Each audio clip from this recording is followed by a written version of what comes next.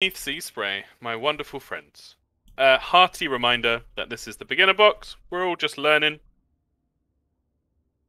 Um, we'll see how we do. There has been some interesting combat and encounters and events. You fought some skelebobs and you killed a spider. Well, actually, you didn't kill a spider. The spider got away. Or you let the spider get away. You went into a shrine, and Armitage showed his perpetual lust for life and just drank the water. Figured out that in that room, the water seems to provide healing powers as well as a boon, which lasts for a while. I'll have to remind myself exactly what it does. But you stumbled along through the tunnel, and you saw essentially a jail cell, a barred cell, with 4 kobolds scrabbling at the door to it. Penelope, in her compassion, tried to reason with these kobolds, but it was not long before they leapt forward and attacked, which has not gone well for them, quite simply. 2 of them have been obliterated, a third is looking pretty worse for wear, and both of the remaining alive kobolds are frightened from the horrific barrage that has been inflicted upon them. Some critical hits from Armitage and other detritus of combat. So, without further ado, we'll get stuck in. Please, because we're doing beginner box and we're going to be learning Pathfinder for a while, please do ask at any point. It's not a problem at all. But I'll start up the old battle music. And we'll begin this combat round with Cesri. Hopefully the lag has eased a little bit for poor Hannah.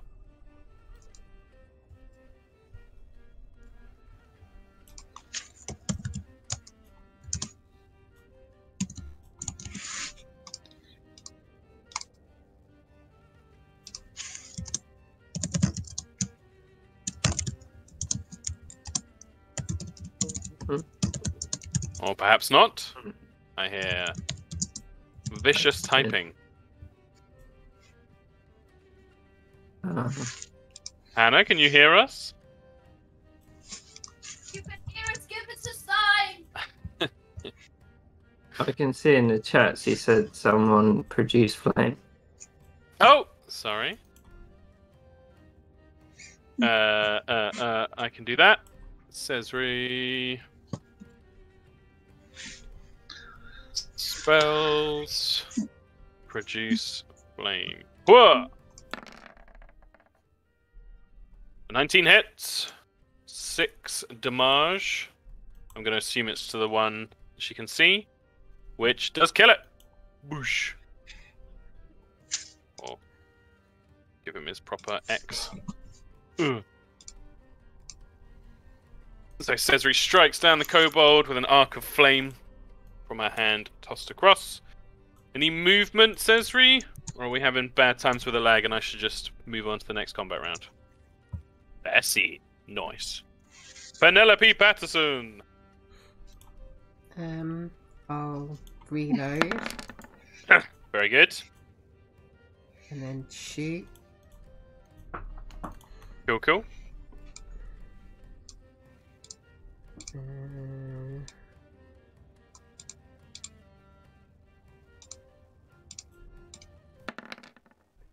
Oh, Jesus. A 22 definitely hits. Let me check it doesn't crit. Nope, no crit. 5 piercing damage.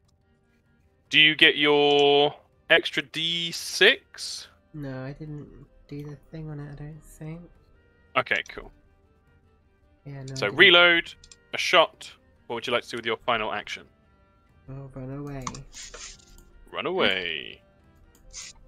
Armitage, funnel cake, it is your turn. There is a kobold with a crossbow bolt sticking out of its side in front of you. He's just gonna be like, eat my spells, and gonna spell strike with produce flame. Very cool.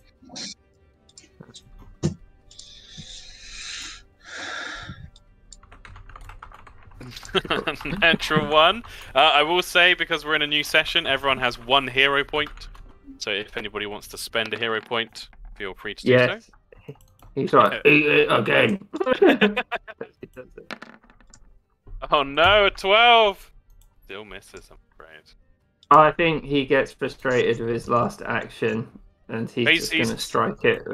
Was that a hero point or a second strike? Yeah, it's a hero point. So you still got 2 actions. Or is Spell Strike a 2-action thing? It's spell strikes 2 actions. Okay, cool. Final action? Hang on. He just checks out his spell strike.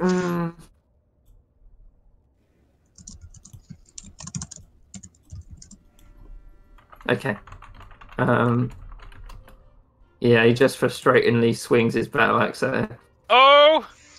And with the frightened think- condition, that just hits 12 damage. Even with the -5. Oh, okay. You haven't done the -5 on it? Okay. That will miss then, yeah, I'm afraid. Oh.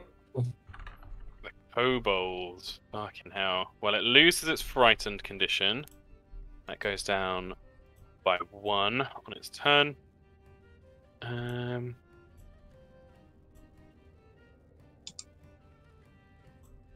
Pretty fucking scared of Armitage. It's going to use 1. In fact,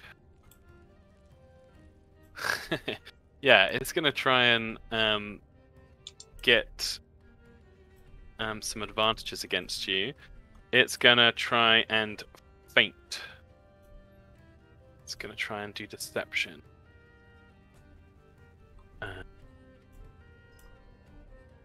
Dear Lord, this is not a good roll. 1 action, feint. 15. I need to quickly check your will DC. Is a 15. So it ducks to one side, and Armitage, you go to parry in that direction, but then it kind of rolls its body around and stabs from the other side. You count as Right. flat. Whoa! You count as flat-footed. I'll use the little shoe. So you have -2 to your AC, and the kobold is gonna make. That's the wrong character sheet. Here it is. Oh, that's fine. The kobold's gonna make a spear attack.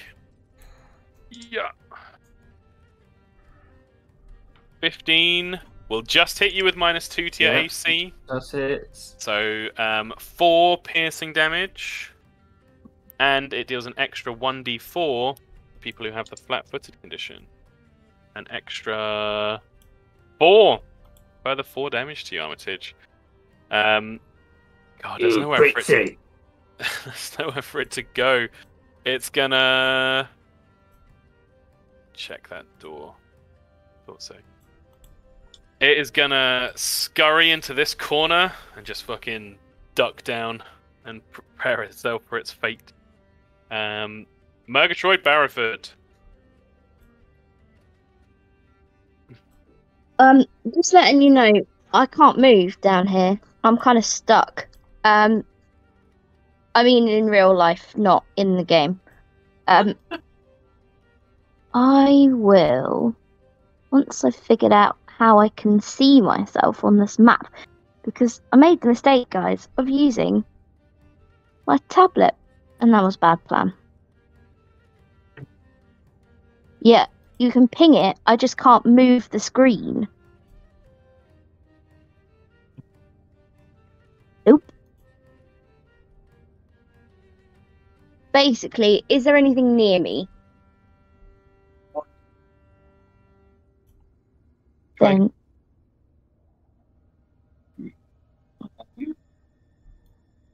aha. Thank you. There I am.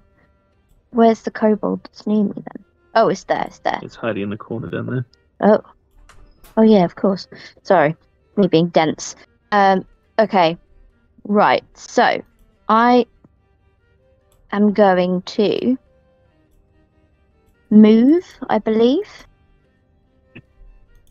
So, what's my movement again? Sorry, I get so confused by these character sheets. So,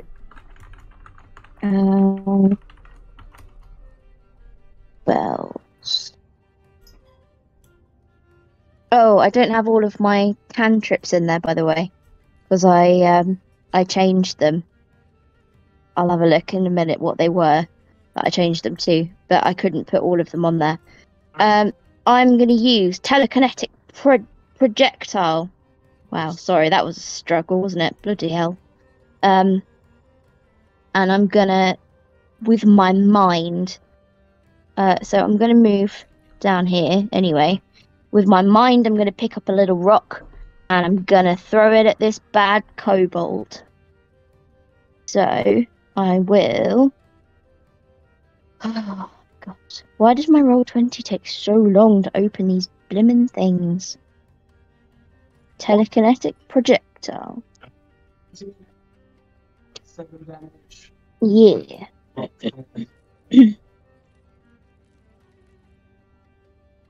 Excellent. That's me.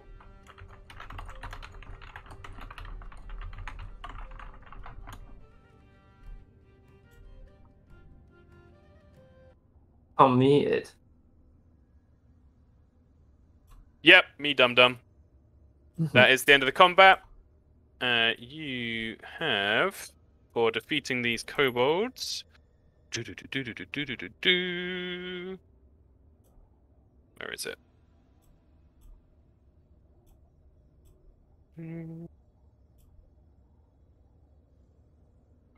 Defeating the kobolds. Special ability.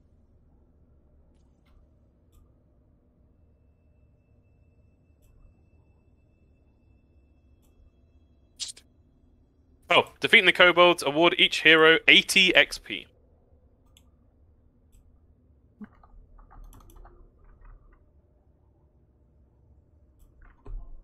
You're up to, was it 300 now? 310? 310, yeah. 310 XP, very nice. So yeah, you find yourself stood in this room. There are collapsed areas of the wall, but otherwise it is a solid stone room. The metal bars have this clear door shape in them. Near to Armitage, just above him, there is a stone door that appears to be firmly closed at the moment. What would you like to do? Armitage is going to look at these boxes through the grate. Yeah, you see a number of different wooden boxes, some looking more in disrepair than others. Make a perception check for me, please. Gotcha. Perception's always not where I think it's going to be. Yeah, it's on the right. Very nice. Yeah, so the barrels, just from there, you open up your nostrils, the barrels have that faint smell of fish. The boxes, though, look to be a little bit more interesting, though they do look quite old. The one furthest from you, on the east, most easterly here, you see the glimmer of what looks like something very shiny inside this box, glimmering through a gap in the wood. Then he'll go up to the door and he'll just start pulling on the door. Make an athletics check for me, please. He's like, "Why won't we open?" You pull on the door.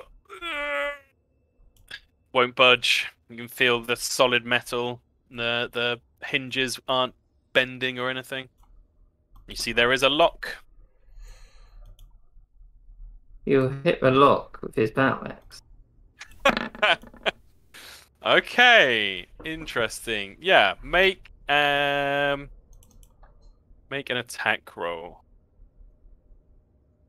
Don't worry, I got a lockpick. And he smashes it with his. Oh shit! 24. All right, let me have a quick look because, funnily enough, true Pathfinder style, I think there is rules for this. A door.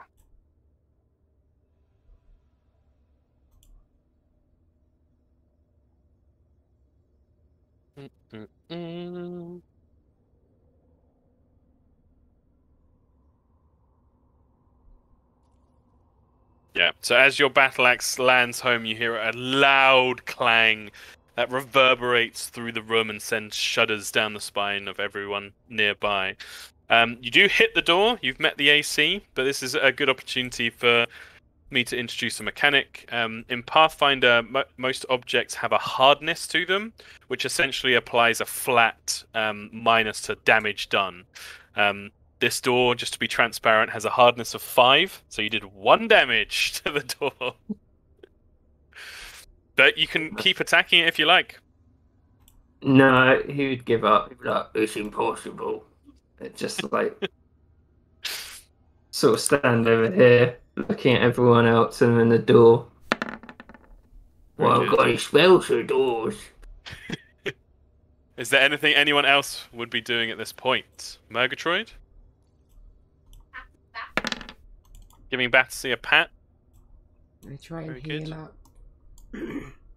Yeah, absolutely. So you've got your treat wounds rolls that can be made. Cesri can do so without the need of a healer's kit. Due to...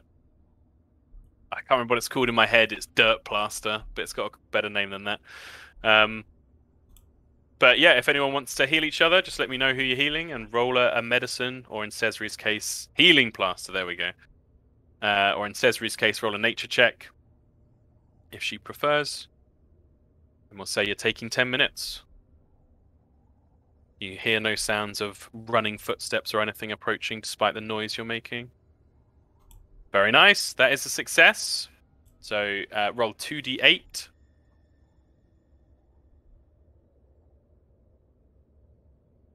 Oh my days. God. That's brutal. Tell you what, with how shit that is, I'll let you spend a hero point if you want to re-roll those two. Because that would drive me mental if I rolled that. A 7 and...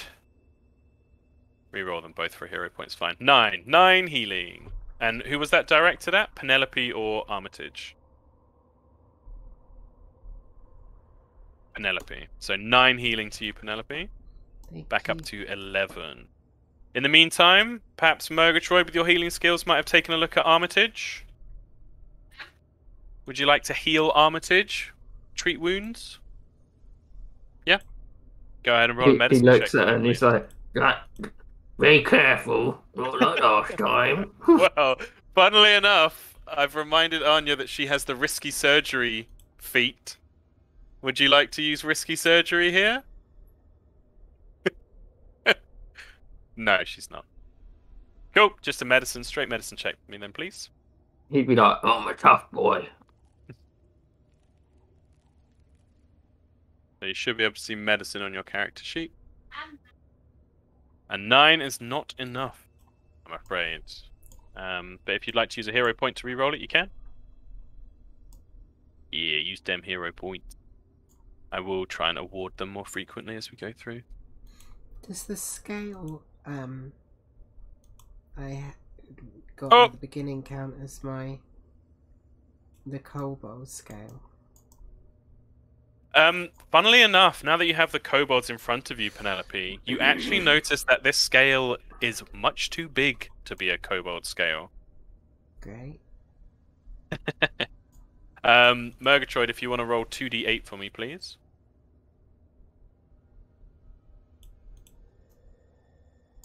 See how much you heal Armitage by. Do I get anything off that 9, so feature? back up to full Armitage. Penelope, funnily enough, there isn't that much odd in this room. I will say, much like Armitage's perception check, you do get a strong sense that one of these boxes has some shiny goods inside, and you probably noticed that one of the boxes, the one with shiny bits, looks a lot more attended than the others. But beyond that, the room seems quite plain. The door behind you looks to have a simple lock mechanism in it. The door over here. I assume I need thieves' tools to unlock a door. I believe you can attempt to unlock it, but you have a negative for thieves' tools. Let me have a little check. So normally it's that.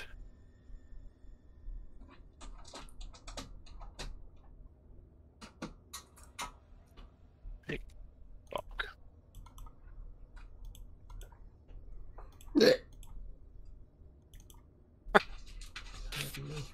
Some high qualities. Crack a lot. Shoddy tools. Yeah, so you can use improvised picks, which count as shoddy tools. Okay, yeah. Oh wait, that's. We're learning together. Shoddy items. Oh, okay, it's not even that bad. You get a -2 to your check. Can I try and pick the lock? Yeah, make a thievery check for me, please. Thievery. Oh! Very nice. -2 does not stop you, as perhaps you pull out a little hair clip or what have you, or grab something from the floor, and with the careful twist and turn, you feel the satisfying click and the sound of a metal groaning from the assault from Armitage as the door swings in. In front of you, you see the boxes and the barrels. I'm assuming we're cracking them open.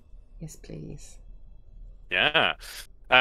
Most of this storage contains long spoiled food and stained cloth, but one of them, the box at the back, contains a small pile of treasure, 200 silver pieces, a gold ring that looks like it would be worth a fair bit of money, and a very beautiful looking short sword. Can you put that all in the chat for me? Absolutely. And in fact, because we're doing the beginner box, I'm just going to say it is a +1 short sword. 200 silver. Hop. Bah. Probably all belongs to the tavern keep owner, right? Well, remember that she seemed quite confused about these tunnels going beyond the basement, the cellar. Oh yeah.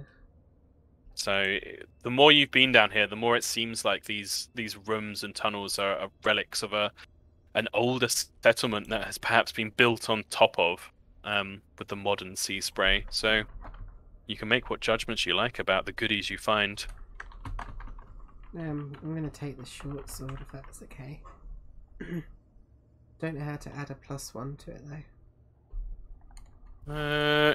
Can we see +1 stuff? It's not coming up for me on the thingy. Short sword. +1 magic. Hold on. Plus.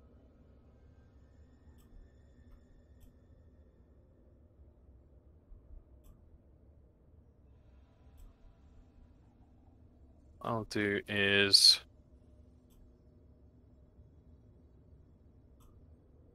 this journal. Oh. So yeah, that's annoying. I guess we'll have to remember, and I'll look into what the options are for that going forward. How would I change it on the sheet? Oh yeah, we could just change it directly, I guess. Penelope's sheet. I think you'd click on the little red thing next to a short sword, and then item, you put a 1 in it instead of a 0. Yeah, if it says item. I'm gonna let Tom do it because I can see him doing it. I'm on it now. Invest. Investing is attunement. Pathfinder's version of attunement, but I don't think this needs it. Maybe it's meant to be done on the old character page. Short sword. Item bonus. 1.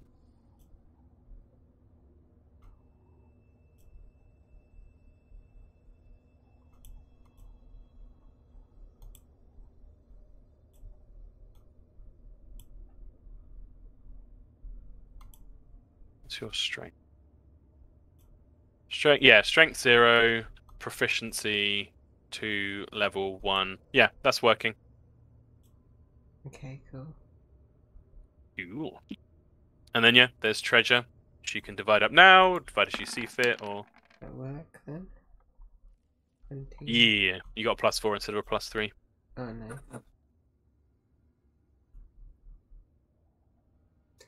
Cool. Is my proficiency bonus not +2 then? You have +2 from being trained, and then 1 more from your level. Oh, okay. So it's +3 Yeah. normally, and then the item bonus gets up to 4. Okay, cool. Thank you. That's all right. Nice. No. So yeah, with this little bounty of treasure, and the share out words the of... silver. Oh, lovely. So that will be 50 silver each, or the equivalent of 5 gold pieces. Oh, nice. Nice little bonus, especially with... oh god, every time I forget. 50 silver, love. It's alright. Hammerly, blim blim. Anyway, she's promised you lots of money. So you're looking pretty quids in so far for everything that's gone on. There's now just this door. The kobolds themselves, you can see little wrapped bundles of dried fish that each of them carries. But nowhere near enough to explain how much fish is missing from the fishery in total.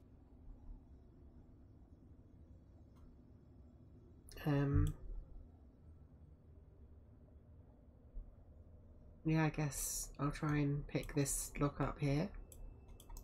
Yeah, absolutely. Go ahead and make a thievery check for me, please. As you kind of examine this one, it looks a lot simpler than the cell.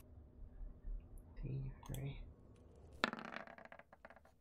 Even with a -2, that is enough. You hear a heavy clunk as you quickly realize that this lock is much less about finesse and more about using something solid just to turn the mechanism inside. And as the lock clicks into place, you feel the door come loose from its hinge and begins to swing slightly inwards. You hear no sounds from the other side. You can call me Sherlock Thievery.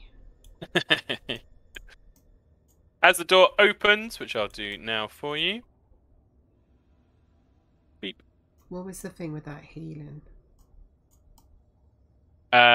There's like a 10-minute cooldown or an hour cooldown. Can't remember. I can look. Yeah, but I can't remember. Once you've had treat wounds used on you, there's like an hour cooldown, I think. Oh, okay. So, let's go. as the door opens, this short hallway has smooth walls of worked stone with a door at either end, though the door at the far end is closed. The floor is tiled with large, square stone tiles. Do I get Can I anything? have everybody, please? Hold on, Armitage. Can I have everybody, please, make a perception check?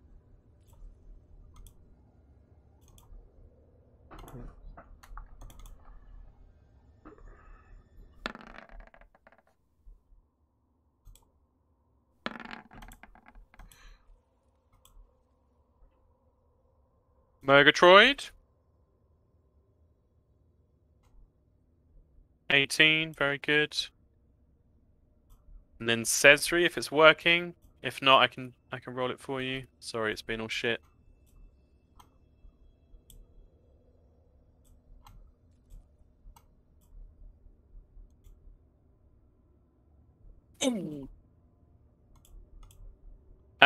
As people are beginning to step into the space, everyone's kind of glancing around, taking in the sights, but Cesri, the fur on the back of your neck kind of prickles, and you call out to the others to stop. You notice something strange about the area right in front of Armitage at the moment. You think it might be trapped.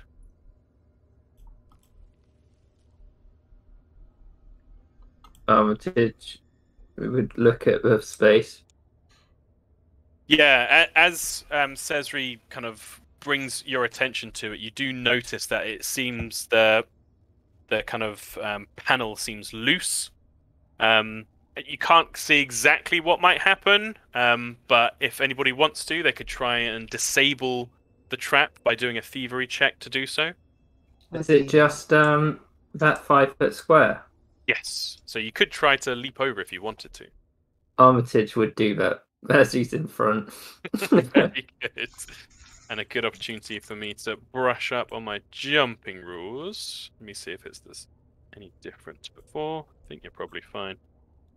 He wouldn't back up. He'd just be like, whoa. That's a spell. I'm reading the jump spell. Long jump. There it is. Horizontal leap. Oh, okay. Oh, that's kind of cool. You make an athletics check, and the DC is the distance you're trying to cover.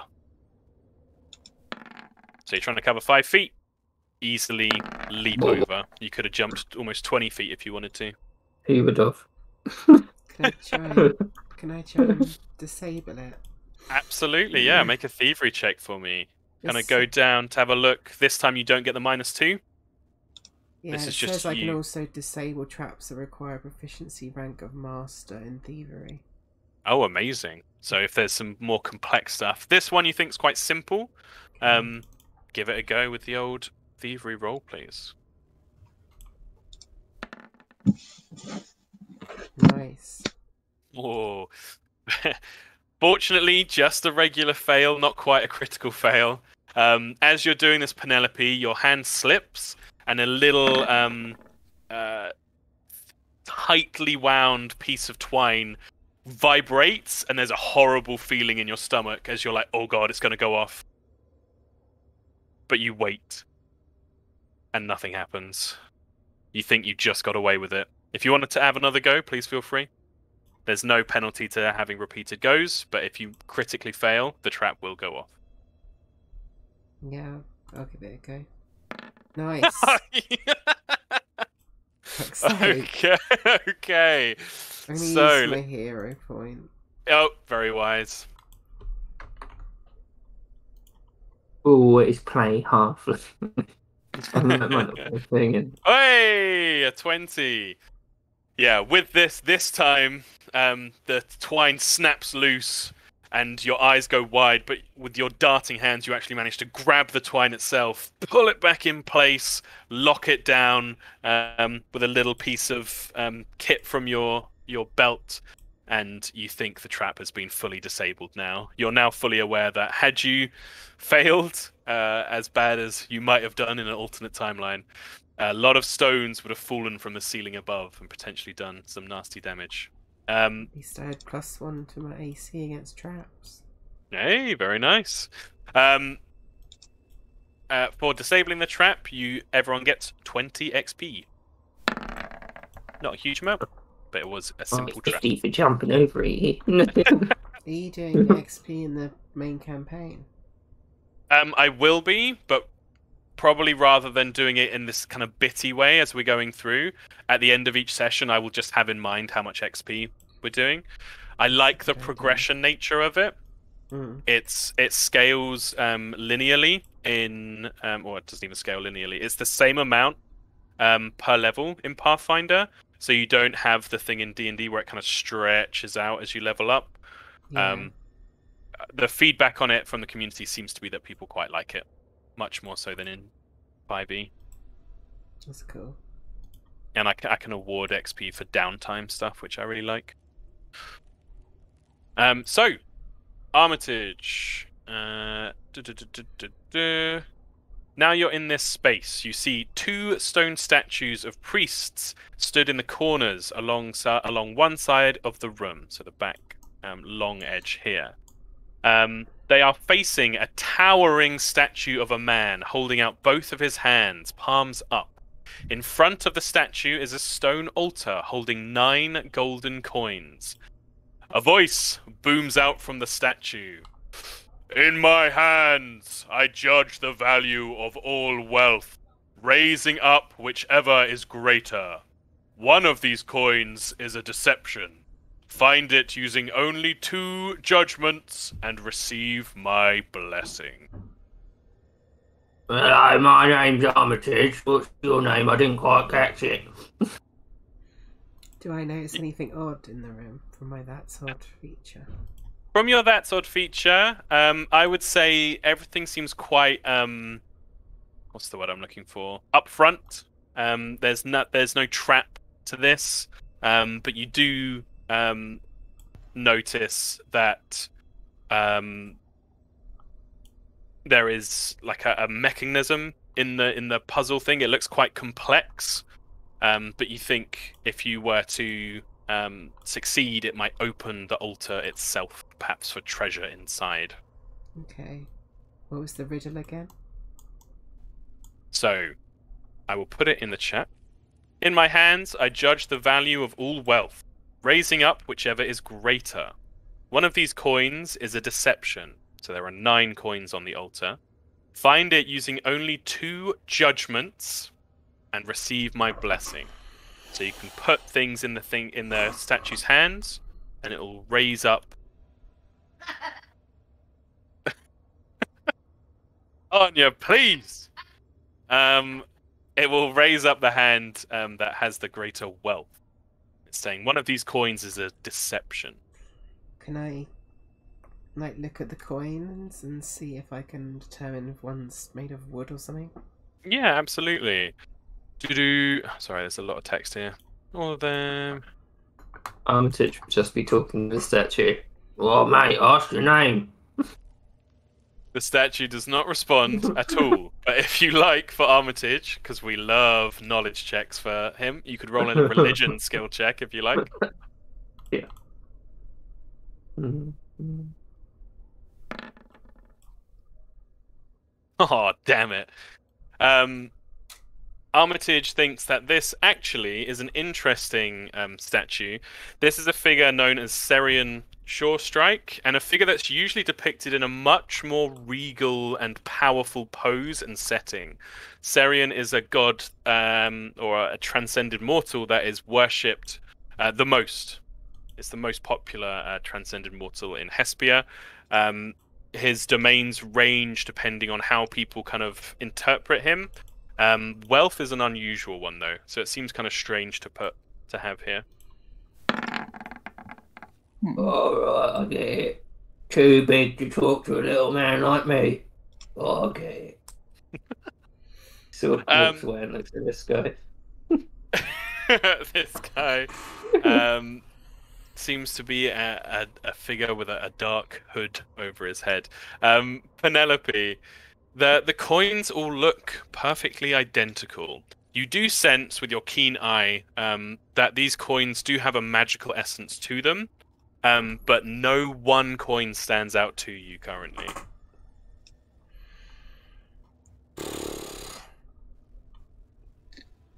Not very good at puzzles. Judge the value of all wealth, raising up whichever is greater. Yeah. Oh, can I just get... I mean, what is it, gold pieces? Yes, they look to be gold pieces, yeah.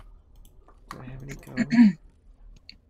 But we don't know what he means by which is worth more. Does he mean Don't have any gold. it's Oh, I've got worth silver. more monetarily or worth more in a metaphysical sense? Don't read into riddles that much because you'll never solve them. Yeah, but I know Tom too well. This Yeah, is but the Tom problem. didn't write this riddle, so... Yeah, Oh. listen to that. Listen to that. Okay, Good, alright, good that works. instincts with Tom bullshit, but this isn't Tom bullshit. This is a Um, beginner's box riddle. I'm gonna put... Yes, but it's What if still I a put Tom some bullshit dirt in its riddle. hand? What if you put what, Cesare? Some dirt in its hand? You place dirt in the hand. There's like a moment. Oh, anything else? No, that's it. Carry on. There's like a moment, and the dirt itself vanishes. Oh, my dirt. We could always put like a gold piece and a silver piece in each hand and see if it judges it based on that. No, Maybe? but it's got the coins in front of it. We need to determine. Yeah. Are the hands big enough to carry multiple coins? They are. They're large hands. It's a big statue. So if I put all the coins that are on in the front of it in one hand, how much value would that be? In monetarily. You place all of the coins in one hand. Mm-hmm. That hand raises up, and then the coins vanish and reappear where they were before on the altar. Okay, so can I count how many there are on the altar? There are 9 coins on the altar. 9. So if I put... Does anyone have any... If we get more of all our silver together and put it in one hand at the same time as putting the gold in the other hand, and then but can we get like an equal amount of silver? As soon as any of you put any, I'll say for simplicity's sake, put any real like your money into it, the coin disappears. Okay.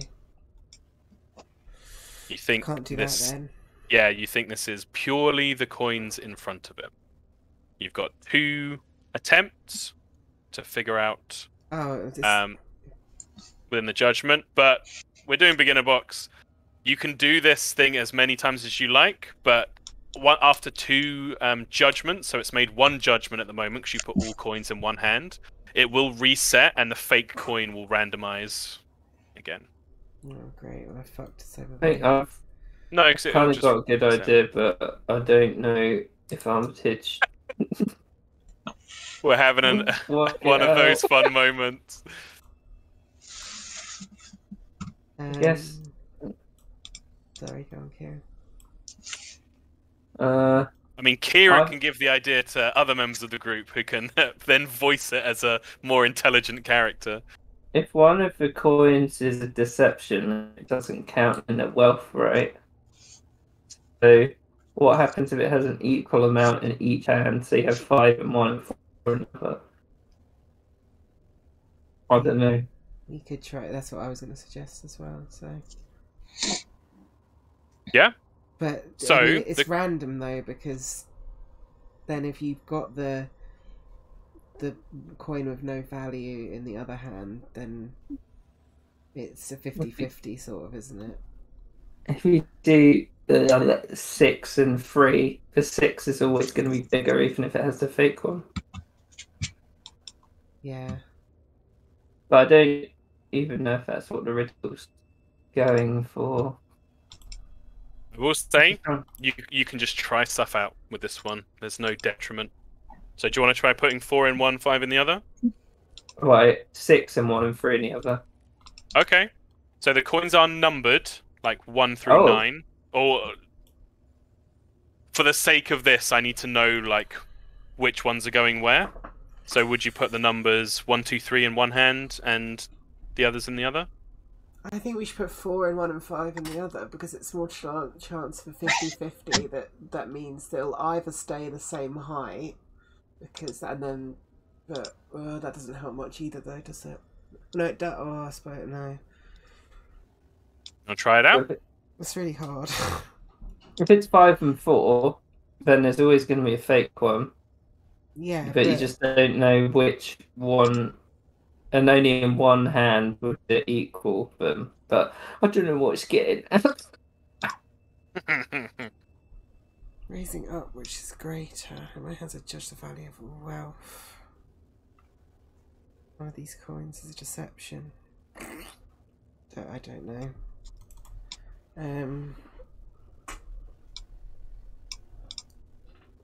Yeah, I got fucking no idea.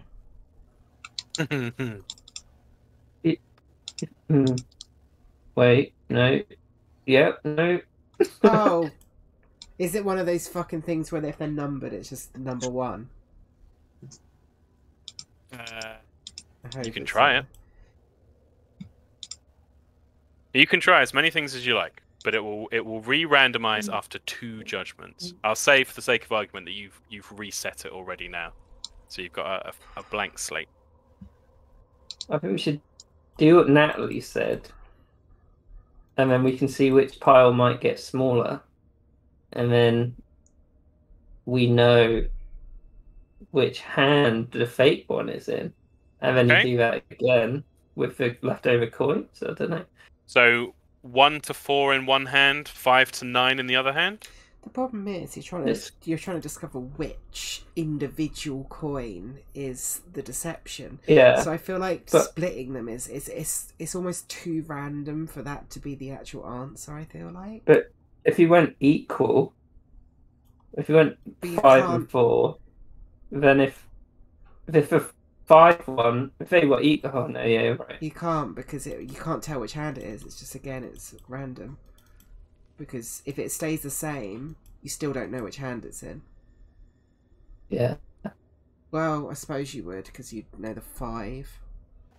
Yeah, you Just know, trying to think. You know the 5, but it's still random though. It's still a 1 in 5 chance you're picking the right coin out of that.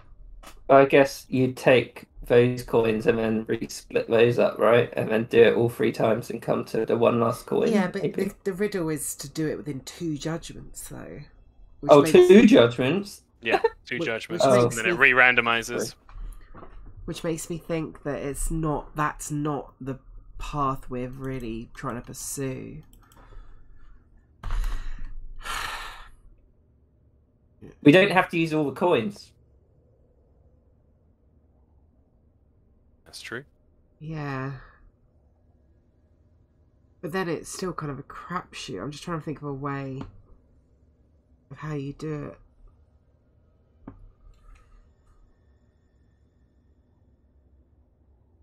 God, it's really hard. Gonna say it, and we're gonna be like, oh my god. It's one of those things where, because I'm obviously looking at the solution right now, I'm like, oh yeah. But if I was in your position, I would have been like, duh. Should I go and have a look over his shoulder at the computer? Tell you what, roll a d20, you get a natural 20. Murgatroyd can have the solution. Hey, close, but no dice. You don't get to keep rolling. Stop, I'm trying to look at the riddle.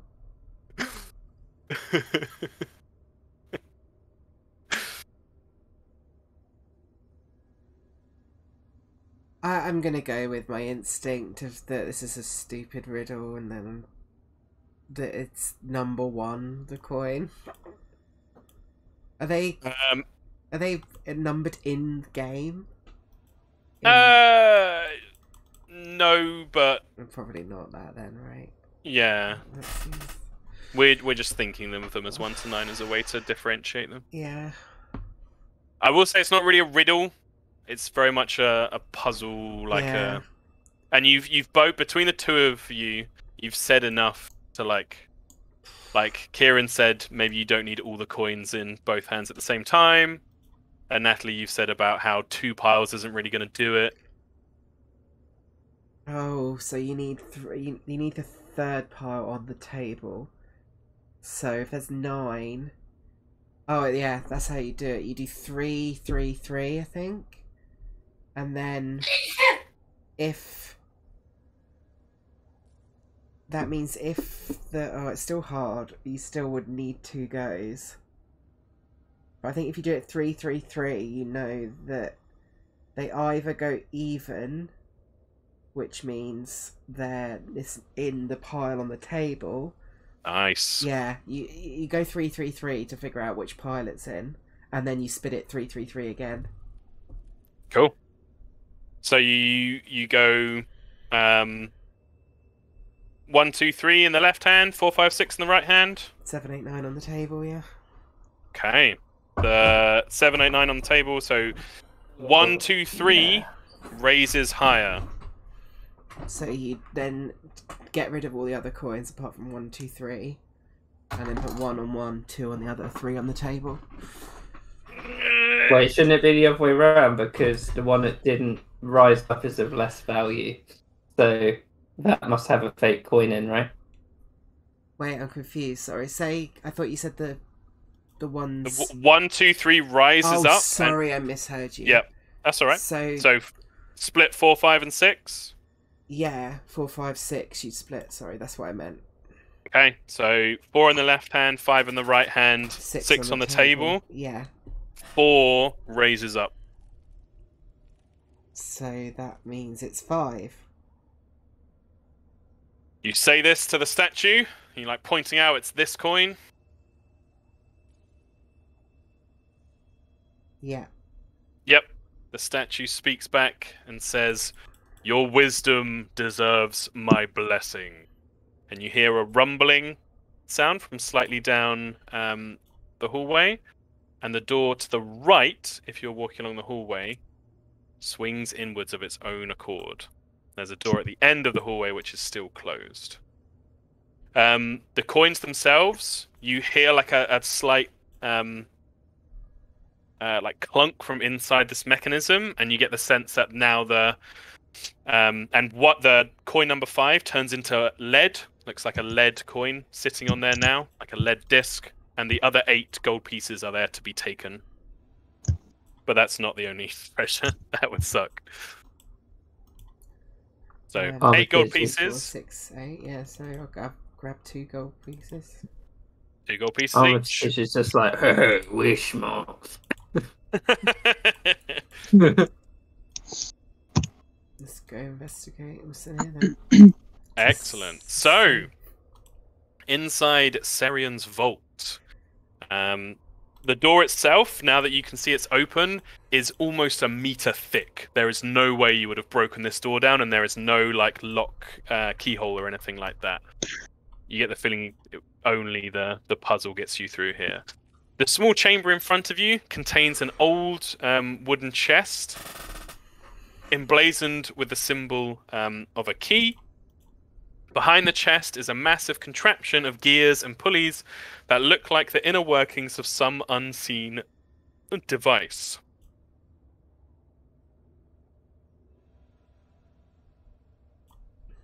So it just looks like a Looks like a cheese press.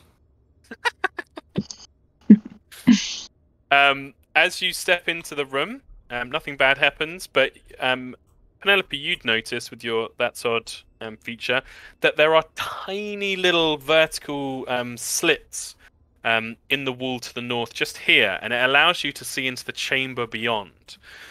You can just about see a kobold on the far side of the chamber. The chamber itself looks to be about 5, 10, 15, about 50 feet at its longest, like vertically, and you can't see too far to the left or right, but it looks quite open with some stone pillars in the corners. And you hear the sounds of, and you can speak Draconic, can't you? Yes. Yeah, so you hear scraps of Draconic conversation whispered between what sounds like multiple kobolds in this room. And the fragments you pick out are of talk about the boss's new pet and various diabolical little schemes for Seaspray above them. She'd communicate that. You want me to turn 11 and LP? He's so cute. The way he says Penelope. Penelope.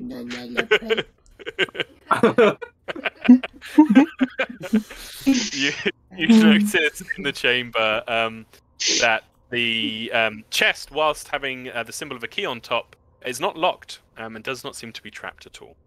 Yeah, she'll tell Armitage to open it. Very good.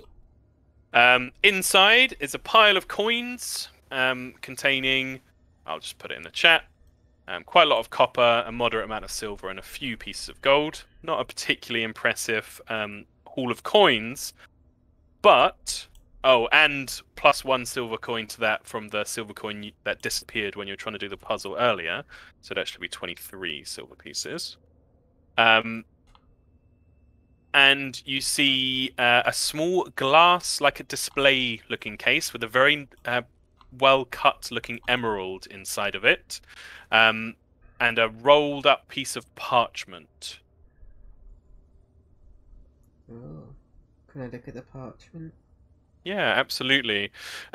Because you completed the puzzle, as you take the parchment out, there's like a wave of insight that passes through you, and you hear that same booming voice that came from the statue before, but now kind of in your head, Penelope, that explains that this is a scroll of magic missile. Nice. Go. Do I know what the rules about scrolls are in this game? Yeah, so... Let me click, see if it's got an explanation. Show to you guys. Armitage will be like, is that a spell scroll? I think so. Well, there's only one wizard here, so maybe I can, have a look at it. Yeah. In his voice, can you say, "Is mayonnaise an instrument?" Please. Is mayonnaise an instrument? So happy. Yes. So Armitage, you would know with spell scrolls that it allows you to cast, similar to 5e, cast the spell as it is without expending a spell slot at all. Magic Missile is exactly the same. You send, but with Pathfinder, it is one action to send one dart or one missile, 2 actions to send 2, and 3 actions to send 3. He'd look at it and be like, "Oh yes, this glyph right here means that it sends out a spike at the enemy." Very good, Armitage.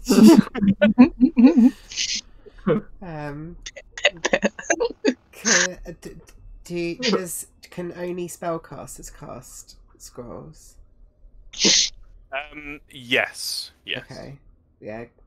There you go, Armitage. You can have the spell scroll.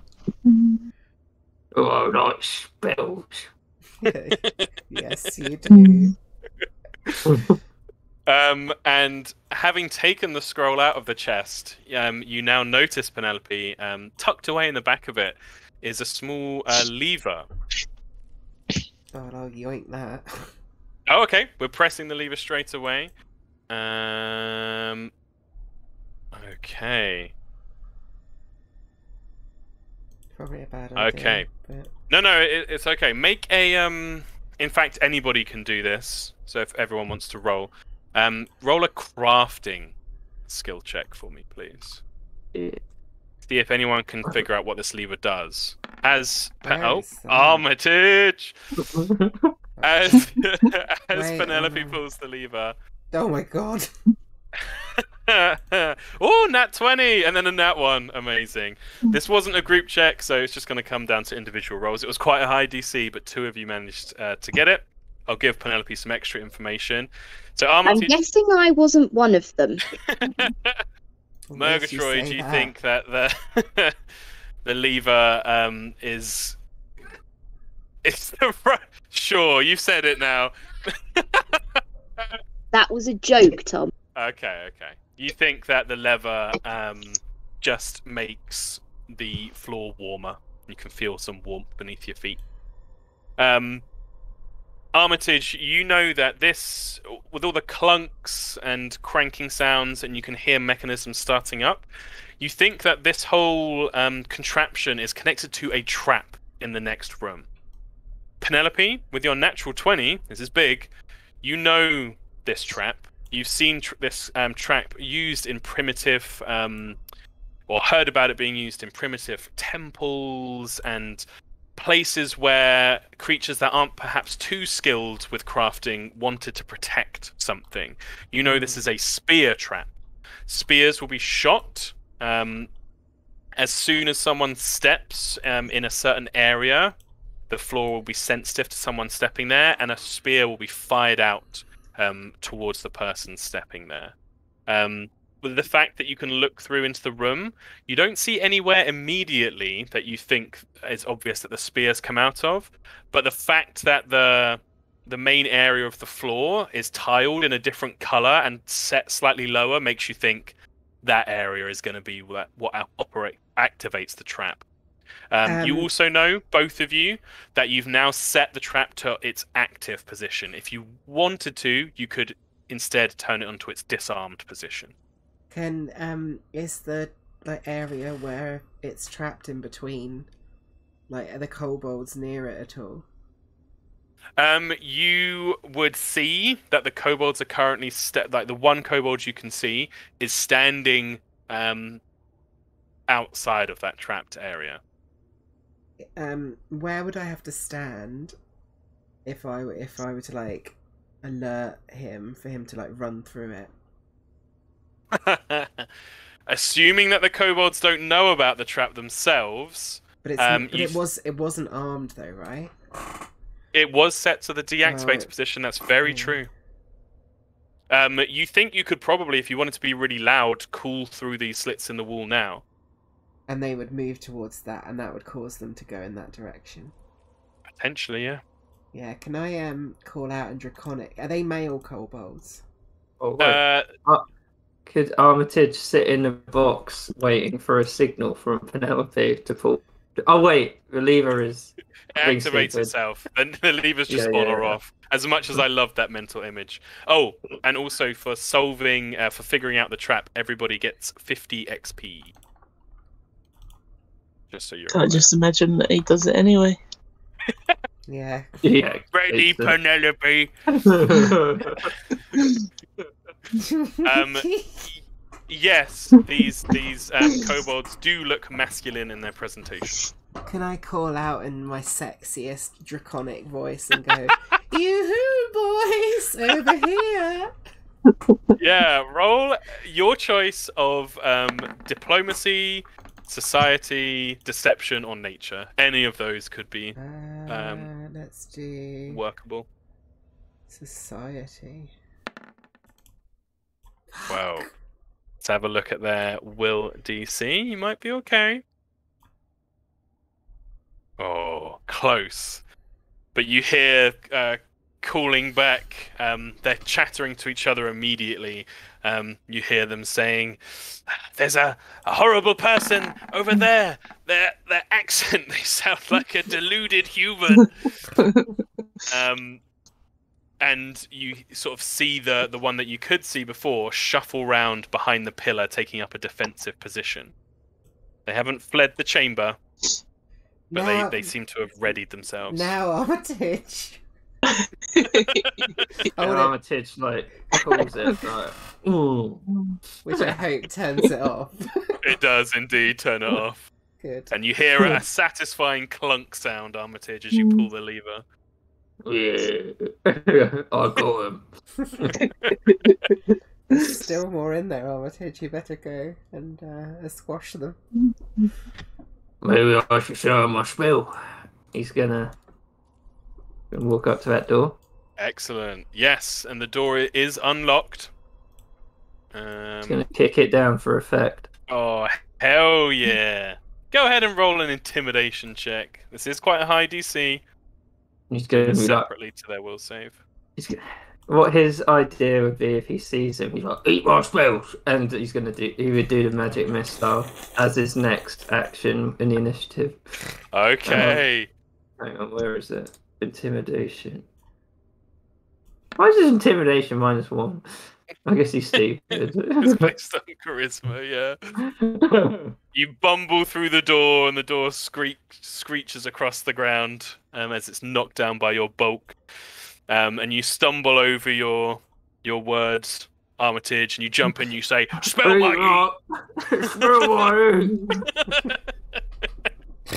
So with this, they're ready. You're ready. Let's roll initiative, please. I think God. Armitage might be your new best character. Yeah, straight up. It's mainly because I've decided just to play stupid characters. Yeah. Well, not Embrace stupid, the but wonder. goofy. Minerva's going to be like just an airhead who knows nothing about the world, but is also shy. Can't wait to do that one shot. Let's do Yeah, this. it's going to be good. Fucking love Zappa. Goblin. So great. You got a fan, Zappa?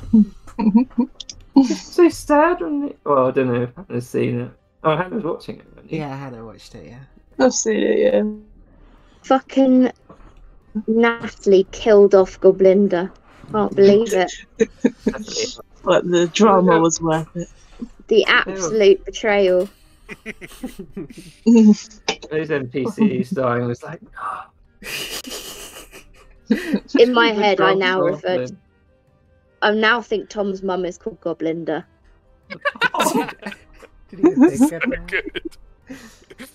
Did I write that in her Christmas card? Yeah.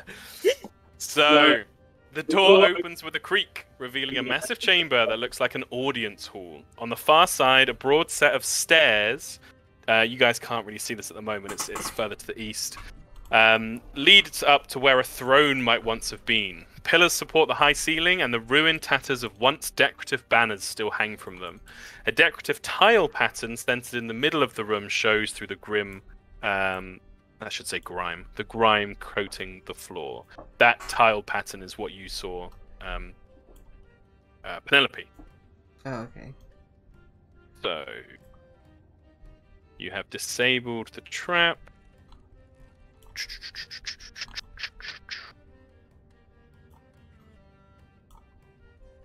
Cool. Okay, Kobold Warrior 1 is going to... It's going to delay its turn. Motherfucker. Kobold Just Warrior 2. imagine it. He's fumbling with the door. Spell my E! This one is going to move. It's going to stride over to here. And is going to throw one of his spears at Armitage. No. Some ranged, or not some, all ranged weapons have what's called a ranged increment, a range increment. So unlike in 5e where it says, you know, this range you're fine, that range is disadvantage, and then beyond that you can't hit. Technically in Pathfinder you could attempt any distance, but for every multiple of the range increment that you attempt, it's either -1 or -2 to your throw. If you tried to throw something like 300 feet that had 30 feet, it'd be -10, right? Yeah, if it had a range increment of 30 and you tried 300 feet, it'd be -10 or 20. I can't remember which way around it is. I'll have a look. In fact, I need to know now. I just love to do that. It's 1,000 feet away, Armitage. You can't hit it. Yeah, I can. Range increment. Sometimes archives a little bit different. Range.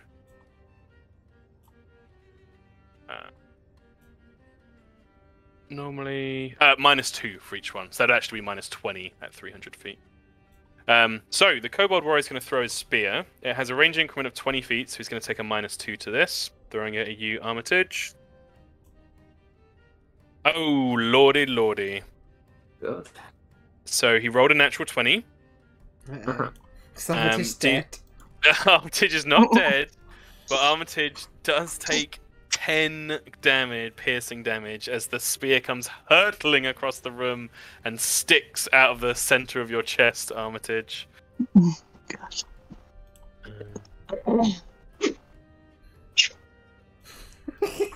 You weren't flat-footed, and it will just use its final action to move back behind the pillar. Damn He it. just ran into the room and big spell, and he just chucked the spear in his chest. He's like, Mighty! Armitage, your turn. Oh, no, that's not. Oh, God. I saw it go behind there, and he's quite hurt, so maybe he'll go.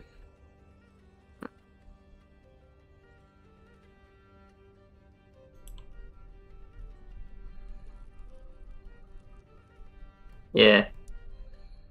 Oh shit, there's one there. There is indeed. Yeah, He'd you would have go- seen it as you were moving up. Yeah, he'd go. Oh wait, how far is that? I think this movement's only 25.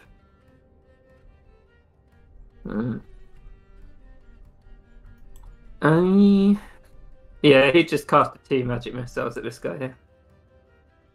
Oh, nice. They automatically hit, so go ahead and roll 2d4 plus 2. If you're using 2 actions. Yep. Damn it. both of the missiles spiral through the air and slam into this warrior, but without quite the punch you were hoping for. It is badly hurt. He's just right next to him, and he's just after stumbling into the room, like, "Ooh!" And he just kind of almost slaps out at it. Yep. The Trap Master's turn. So.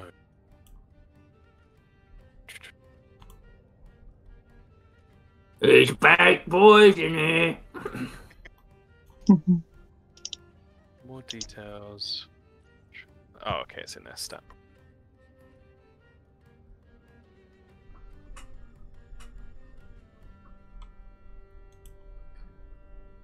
Okay. Cool. It's their turn. Cesare. Says can't see anything.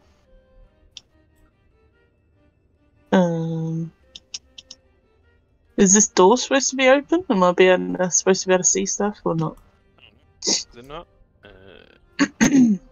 Yeah, you should be able to see in front of you just fine. I deleted the door. Let me have a look on your... Oh, what the hell? Let's move you in a second. I think that might be What? a Roll20 glitch with the lighting. If it's what I'm thinking of. Let's place a light, if that makes a difference.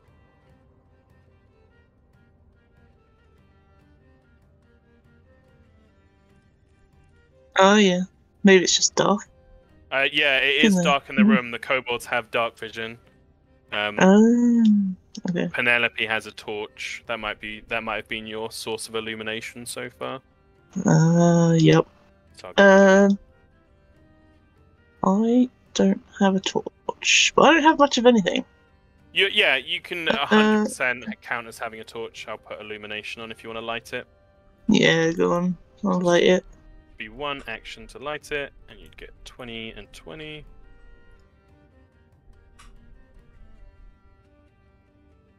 Can't see Armitage. Yep, he's run off around the corner to your right. So I'll light it first, then I'm gonna move. How far was that? 20. He would move to the right. He did, yeah. Mm. See, there's a big pillar there that you could probably use for cover. Oh, yeah.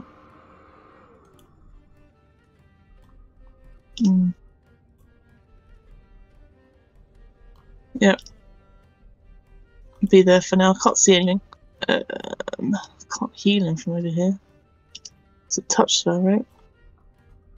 One action one is, yeah. Can you It'll be hold things? fine. Can I hold actions? I forget now. You can. So there's the delaying your turn, which I actually need to think about with the other kobold warrior. Who'll probably come in next. And then there's readying action, but it costs you 2 actions to do so. So you've just got the one left. Because you've got next to the pillar, you could use it to take cover, and it would give you a big bonus to your AC because of the pillar there against anyone trying to attack you. Yeah, okay. Let's take cover. Excellent. So it's going to depend on who attacks you, but it will basically increase the type of cover you're getting by 1 stage, which is really good. Cool. The other kobold warrior will come back in on the turn order at this point. Probably should have done it when it just came up to him, but that's fine. He'll take his turn. He'll make a normal attack against Armitage. The spear. He hits, but rolls very low on his damage. 2 damage to you, Armitage. And he's actually going to retreat to here specifically.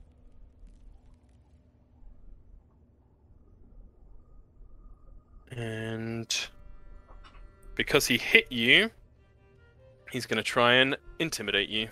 Demoralize you, rather. What do I roll? Or is it? No. It's against your DC, and he fails terribly. You just hear him screaming in Draconic. It doesn't mean anything to you at all. Murgatroyd. That's me. That's you. I think I need to move, right? Yeah. 5, 10, 15, 20. I can't see anything. Yeah. Cesri's got a torch going on right now. Actually, you have dark vision. You should be able to see. Yeah, you can see in terms of light. You can see Yeah. the very edge of an enemy peeking out from behind the pillar over there. To Oh. the north. Would I have been able to sort of slip past Cesri? You To can here? move through a friend's space. Yep, not a problem at all. I wouldn't have enough movement to get any further than that, though, would I? No, you could use a second action to move. Yeah, I could. Because I can see its butt, so... Whee! Yep, that's not good. Okay, cool. So I know that these things are here. God damn, why did I take off inside ropes? That would have been great. What a time to be alive. What is the name of the website where I put in all the spells, Tom?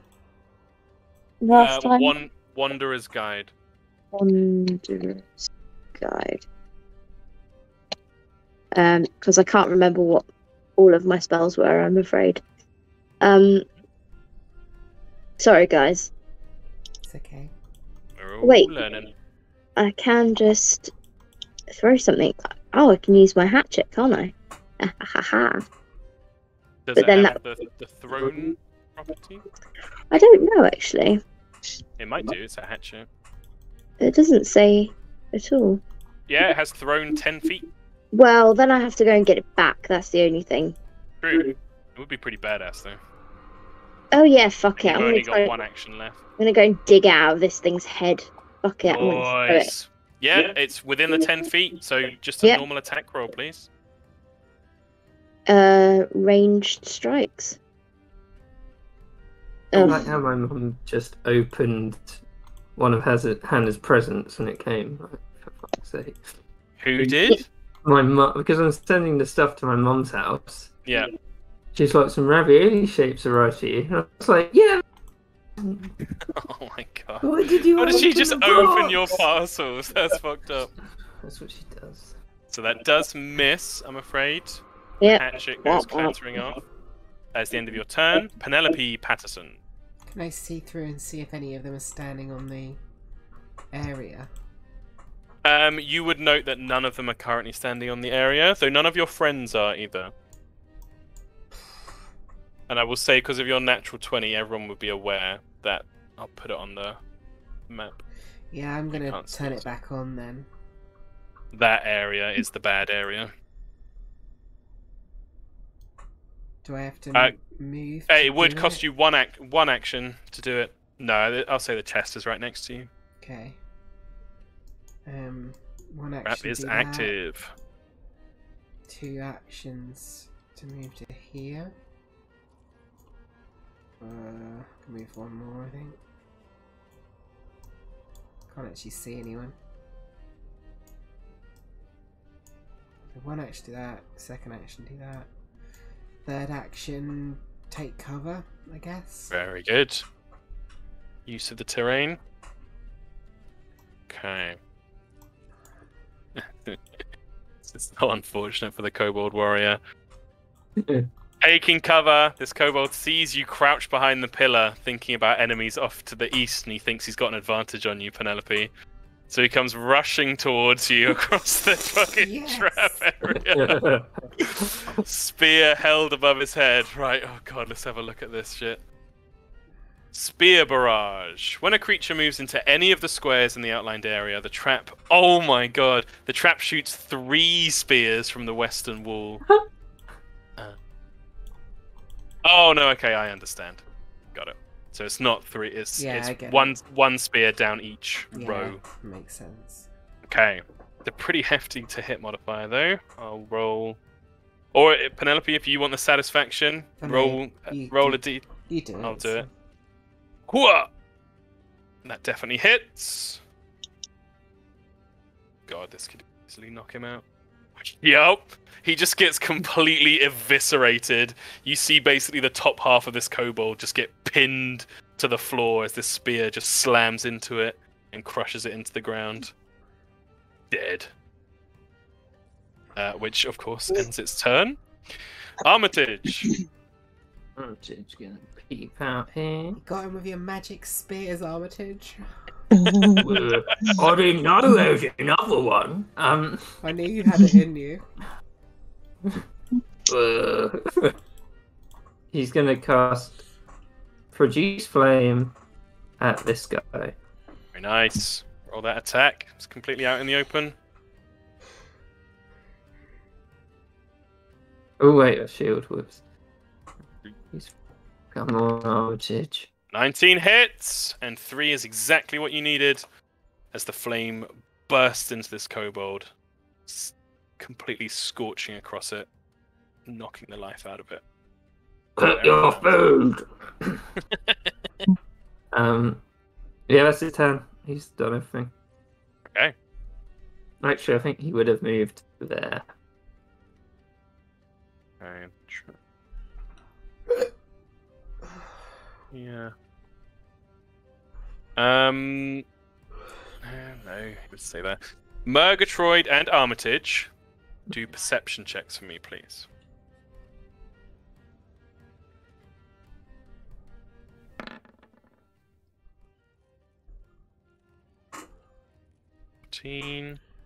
No. Okay. You see this kobold figure doing, like, leaning down, sheltering their own kind of movements, kind of hiding it from your view, but they're doing something in the area around them. Something that probably isn't very nice. Armitage would be like, he's being sneaky! Hit him up! God, I can imagine that so clearly in my mind, just pointing openly. He's being sneaky right there! I see your sneak. Cesri, your turn. Can't really see anything. I'll move over here. Oh. I can see one guy. Yeah. Armitage would just have his arm out pointing at it. Okay. What can I do again? Not much. I found it. Moved. Oh, Armitage looks half healthy. We'll just do a produce flame up thingy. Very nice. A 21 absolutely hits this creature, dealing 4 fire damage. Creature takes the hit. Looks a lot tougher than their kobold brethren, but does proper damage. Okay, that's it. Very nice. I'll remove the kobold warriors from the old initiative. Murgatroyd.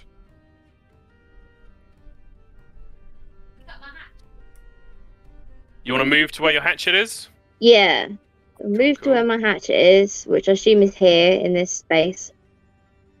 And Yep. then I'm going to move to here. Can I make 2 hatchet attacks Okay. as my next 2 actions? So the moving would be one action. Picking it up would be one action. Oh, You'd- okay. You'd Alright. still have an attack left. But as you step into this space, a grin goes across the face of the kobold figure that has been so secretively Whoa. doing sneaky stuff around the floor. And could you please make for me, Murgatroyd, a reflex saving throw? Mm, No. oh, there. Oh, very nice. Completely defying your age, your little gnomish form flips to the side, and you manage to succeed on the saving throw as the part of the tile crumbles beneath your feet, and spikes come up to stab you. Because you succeeded, you take half damage. You take 2 damage. That would be my my rapper name, you know. 2 Lil- damage. Lil Gnomish form. So yeah, 2 damage to you there. But please make your attack, and that trap is now expended. Ugh. There's a miss, I'm afraid. Unfortunate rolling. Penelope. Rubbish. Can I spend an action pressing my foot on the floor to trigger the trap again? I will say with your natural 20, you think because of the fact that these stairs go downwards, the spears will likely lose enough momentum before they get to the end. That's fine. I still want Oh, to you just want to trigger it? Yeah, absolutely. That's and that's then completely spend a fair. second action to run behind the spears as they go out, so I can Yep. get across without getting hit. Easily done. Yep. And then third action. God, that's not anyone, is it? That's Armitage, isn't it? So that's Yeah, your boy so- Armitage in the Yeah. corner. Third action, I'll move up to here. Very Yeah, nice. that's my turn. Repositioning. Get rid of that Kobold Warrior. Armitage. Can Armitage see if that trap is like fully gone or if it is in one space or Make a No. perception check for me, please, Armitage. Okay. The DC was lowered because you've seen one trap go off. The one beneath Murgatroyd is completely gone. You do get the sense that there is another one in this space here. okay. It's gonna be like, oh, I got you, Muggy! As he runs up. Very Uh, nice. And, This fucking character. He's so good. I can never Okay. remember. Spell is coupled with your attack. Okay. Yeah, he's going to spell strike then. Yeah, Spell Strike's so cool. So does it do both damage? It does both damage if it hits, right? Hell yeah. Oh, It's one yeah. attack roll, but if it hits, you get the weapon Oh. damage and the spell damage. Oh, Oh my days, God. that hits. Does it? Ooh, no, this thing has quite high AC. No, But it does hit. I need to do a magic as well. So 5 slashing damage immediately. And then a further 5 fire damage. Ouch. Yeah, this thing's looking bloodied now. Just check it's not got any resistances or anything. Nope. Very nice, Armitage. Yeah, a brutal blow. Oh, shit. The creature definitely sees you as a threat.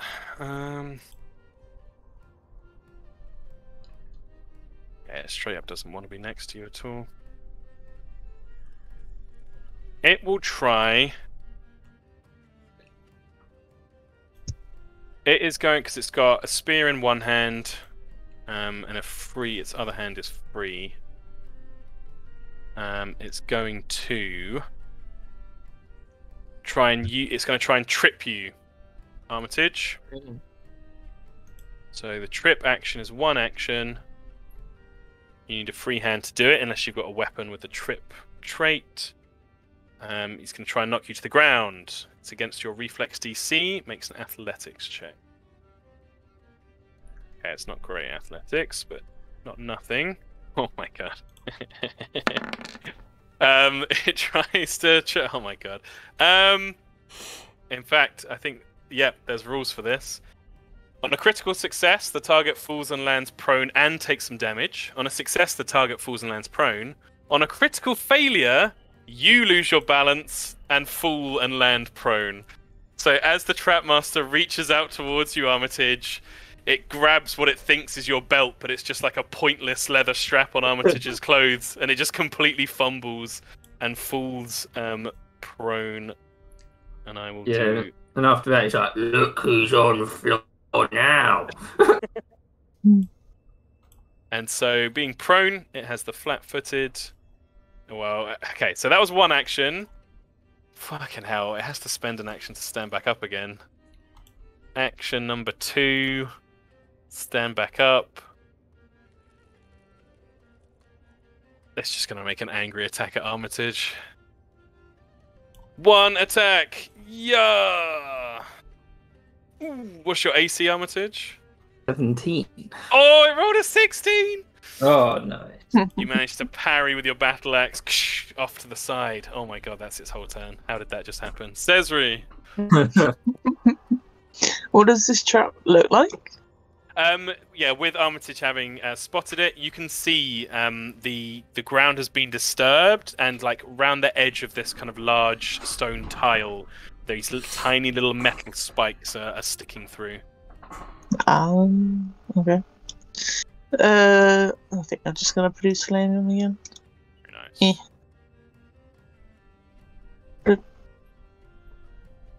nice. Definitely hits. A further 4 damage. Ow. Oh.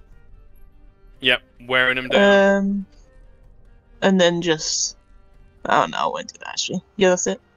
Very nice. Murgatroyd. Is it slashing time? Yeah. Go right ahead. First one. Miss. Oh. Before you roll again, you could, although you still have the penalty, but if you want to use a spell, you could spend your last 2 actions doing a cantrip. You don't get any negative to being in melee range, like in 5e. I don't think I have any good ones. It's up to you. It would use your spell attack rather than your... Fuck it, why not? Oh my god, so... Oh! I literally have not had a single roll go through as yet. Fuck. Target also takes... Okay. Splash doesn't do it. Cool. Yeah, it's just flailing at this creature, Murgatroyd, but it's just dodging and ducking to the side. Penelope. I don't know what action this would be, but you tell me. Mhm. I use one action to grab my rope, and I want to like use it and turn it into like almost like a slip lead. Mm-hmm. And then my second action, I want to run around behind it, and then the final action, I want to try and use the rope slip lead to try and grab him round the neck and pull it tight. Amazing. First is just an interact action with an item that you have. Second is moving. Third would probably be a grapple, I think. And I'd give you a bonus because you're using the rope.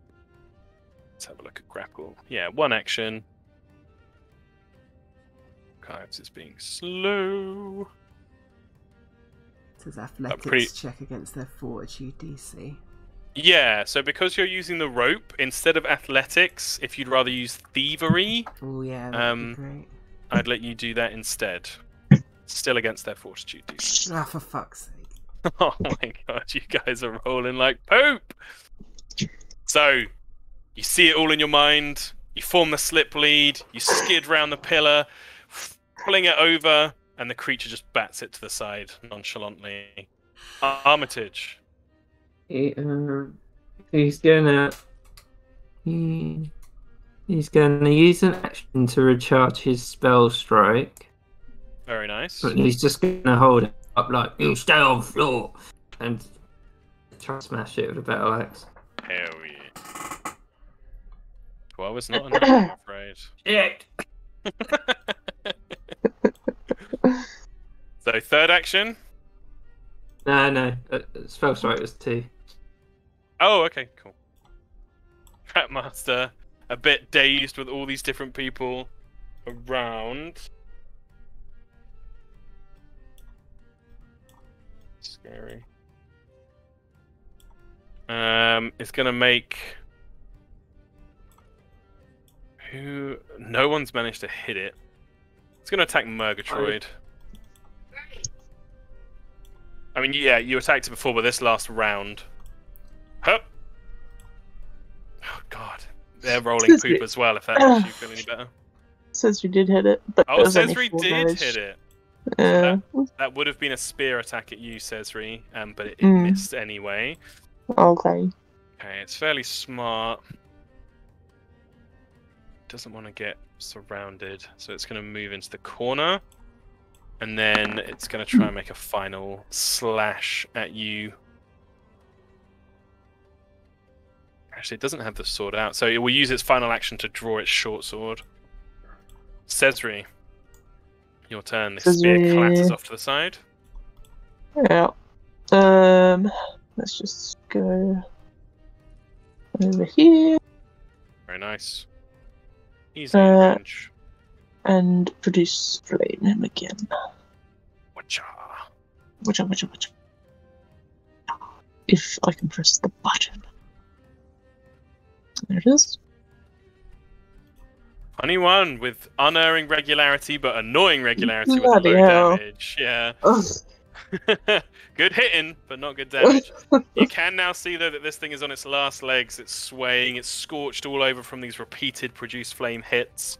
Murgatroyd, do you have what it takes to finish this creature off? If you want to. Possibly, but we all know how I've been rolling. So, Yep. fuck it. No, I'm gonna hedge my bets here. Oh, I'm on the wrong bet. I'm just gonna keep trying to chop it down. Oh my god! Yep, that is. Oh wait, what? Oh, that was the second hit. So there is a -5 to that because it is your second. Oh no, it's agile. Oh. If it was -5, it would miss. This thing has an AC of 19, but because it's agile, that does actually hit and deals 3 slashing damage, which is exactly what you needed. I hate to tell you finish this, it up. Tom, but are you aware that this is meant to be the beginner's box and you've got something with an AC of 19? ACs in Pathfinder are very different. It's not in Dungeons and Dragons they use what's called bounded accuracy, so you barely ever see anything with an AC above 20. In Pathfinder, it's not like that. It all goes up with your level. So why do I not have an AC of 38? You could do if you got to high enough level, quite easily. I think That's like a not fair. maxed out character can have ACs in like the early 40s. This is not fair. But with that, the Trapmaster goes down under the repeated blows of Murgatroyd with her hatchet, and the turn. I'm just imagining this stubby little woman basically just... I know exactly what I'm imagining and I will send it to the Discord. God, terrifying. Where's my turn? Oh, I'm being blind. Stand there. And with that, combat is. I liked it when that thing got hit by the big spear. It was good. That was the best bit. Yeah, he could go down in one. That's what I like. Not having to try, except my spell saves. Shame, I would have liked to interrogate him for information about this so-called pet. Yes, I would also like to have integrated him. Yes. Can I try and get some healing for somebody? Absolutely. Nudge, nudge, says Ree. Nudge, nudge. Yeah, you may. Yep, there's 3 of you who are looking a bit hurt right now. Depending on how the healing goes on Armitage, I might use the spell. We'll see. But we'll do the healing on Penelope first. Murgatroyd, do you want to do some healing? You want to heal yourself or you want to heal Armitage? No. Okay, well you got to do one at a time. Oh, on who? Armitage? Okay, it's actually a good feat. I keep laughing at risky surgery, but it's actually good. So, let me just read it to be sure. Can't believe you've done this, Archives of Nethys. Why you've gone slow today? When you treat wounds, you can choose to deal 1d8 slashing damage to your patient just before applying the effects of treat wounds. If you do, you get a +2 bonus to your medicine check, and if you roll any success at all, you automatically get a critical success. That's really good. It's really good. Oh, Cesri! Big heals. It's huge heals. It's like 4d8 plus 8 or something insane. Damn. Don't even need that much. Yeah. Thanks. The critical heals are insane. Yeah. Yeah. You feel real good, Penelope. Thank Treat you, dear wounds. cat lady. I'm something of a cat girl myself. Well, everyone underestimates the power of dirt. Murgatroyd. Murgatroyd, Roll a d8 for me, please. See how much damage you do. Okay, so 3 damage to you, Armitage, so you're still up. Ow. As she starts cutting away in ways that you think maybe she shouldn't. But medicine check, please. Murgatroyd. I can't watch. Yep. You get a +2 to this. 12. No. Okay, it doesn't hurt him further, but it does not succeed, sadly. So yeah, Armitage, you're just feeling a little bit more bloodied. I'm beginning to think I should trust you, Muggy. Lucky. I think I'll blow one of the heal spells. What was it again? Restore 1d8. What's the 2 action one again? Plus It's 2. another d8. Sorry, it's 1d8 plus 8. So 8 plus 1d8. Is that for the 2 action? That's the 2 action one, yeah. Okay. Okay. 1d8. Oh, nice. 16 you go. health back to you, Armitage. Oh yeah, dirty's better. Oh Very yeah. nice. I love this character so much. Yep. So Why is he so cute? he's super I endearing. imagine him being like 5'7" as well, like not very tall. Sure. That's why he learnt the spells.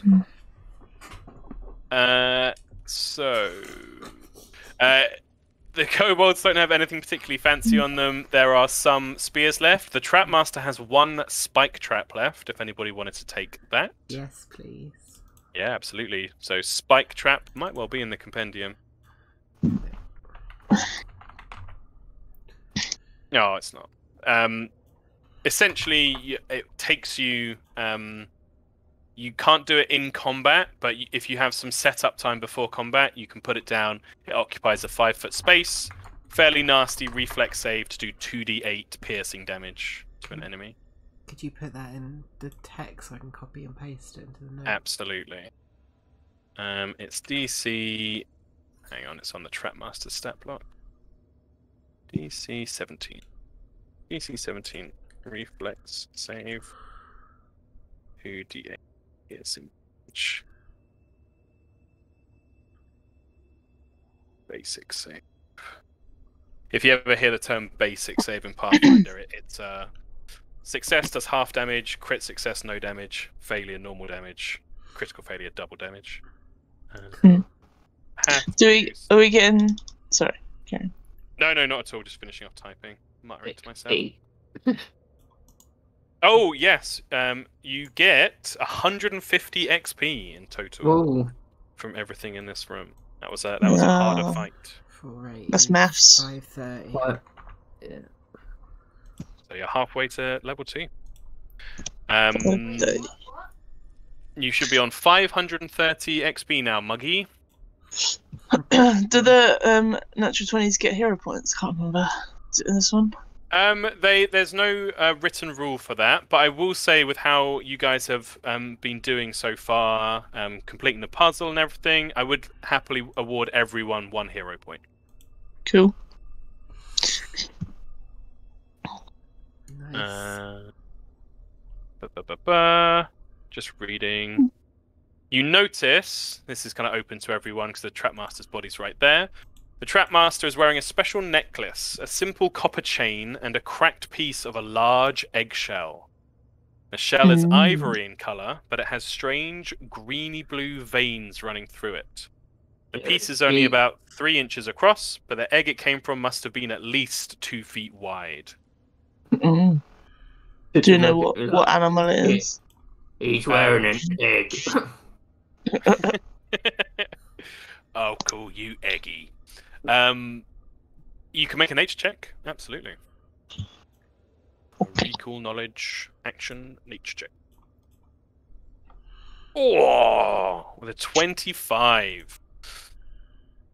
The fact that these are kobolds, the fact that Penelope found that scale before, the coloration of the kobolds, the veins running through the egg, it all comes together in your head, says Ree, and a chill kind of runs down your spine. You think there might be a very young, hopefully very young, dragon to be found down below. Ooh. Okay. I should Dragons definitely are say very that. rare. Very rare and very scary. Yeah. Maybe we should go upstairs. Tell her that there's a dragon down here. Or just free roaming down here? I don't think she's gonna like that. I'd want a pet dragon. We could always steal Well, it from the I kobolds. would if it was friendly. Maybe it's a baby. It might not be aggressive yet. We'll call him Draggy. It's a good name.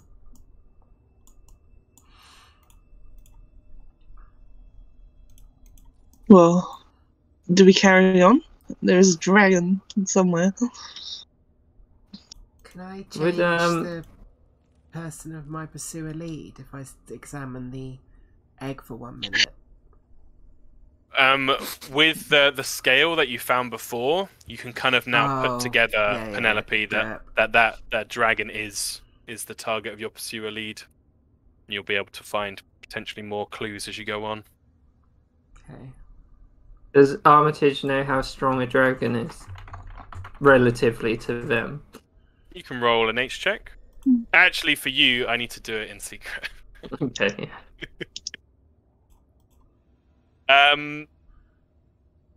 He's heard of legends of dragons, not really in Hespia much at all.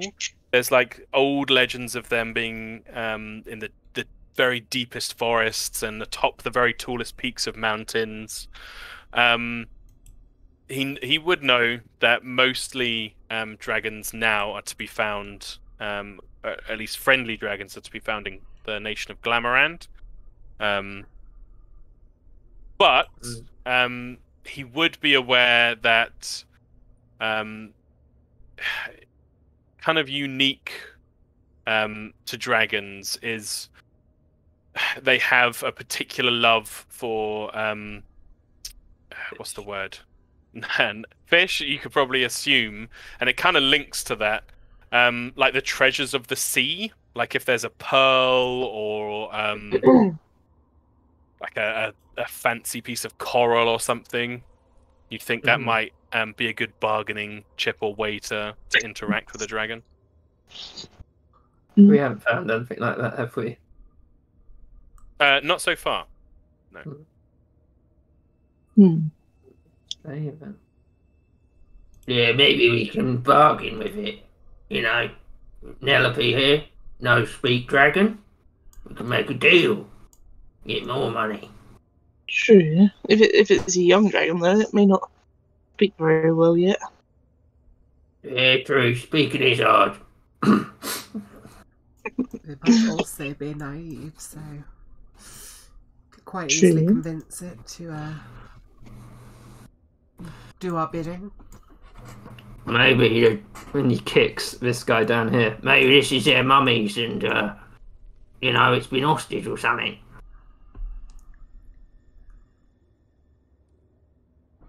They did call it a pet. Perhaps they are enslaving the sad creature. Well, yeah, exactly. That's what I meant here. Of course. Looks around dubiously.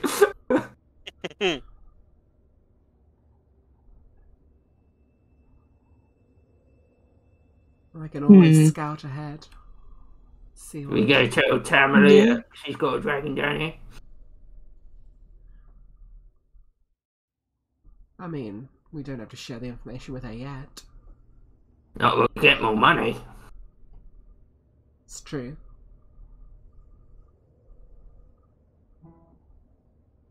Yes, let's do that. Yeah. Let's go bargain. Okay. You make your way back through the caverns that you're gaining familiarity with now, past the place where you solved the puzzle, cell, the dead kobolds. Make your way back up. As you come back up to the trapdoor, you can see from the light shining in through the windows in the Mar fishery that it's not long past midday, really. Still got plenty of daylight left. It's not long before Tamale, who has been going about her day, quickly comes back to find you. Looking you up and down, she kind of nervously wrings her hands together and says, how's it been going? Is everything okay? Have you sorted it all out? You got yourself a puzzle master down there, and he does like the plumber thing where it's like, well, you got yourself a dragon down there as well. She kind of cocks a slight smile and an incredulous look, and it's like, yeah, that's a joke, surely. A dragon beneath the fishery. And your Penelope. Yes, there is actually. Mr. Funnelcake does not lie. Her eyes go wide like saucers, especially big in her halfling form. Just says, "The Therian be with us. What can be done?" Well, for an appropriate fee, we could go deal with this little problem of yours, or otherwise, well, word of it might get out, The thing is, I'm not a dragon hunter, I'm just a humble wizard. I've just decided Penelope's like chaotic evil, don't you forget. She's just completely crazy. Character turn. Yeah. She kind of looks you all up and down and just says, well, you've handled yourself so far. A dragon. Would explain where all the fish went. Gotta be a hungry little lad. Big lad. I don't know how big the dragon says. Just think what might happen if, now that we've dealt with his feeders, well, a hungry dragon might come searching for more. He might eat all the fish. Or, maybe when he runs out of fish, he might eat other things. Yeah, like whales. Exactly. There's lots of whales in this region. She kind of steels herself a little bit and clenches her fists to each side. She says, "You're right. This has to stop. The citizens of Seaspray could be in grave peril.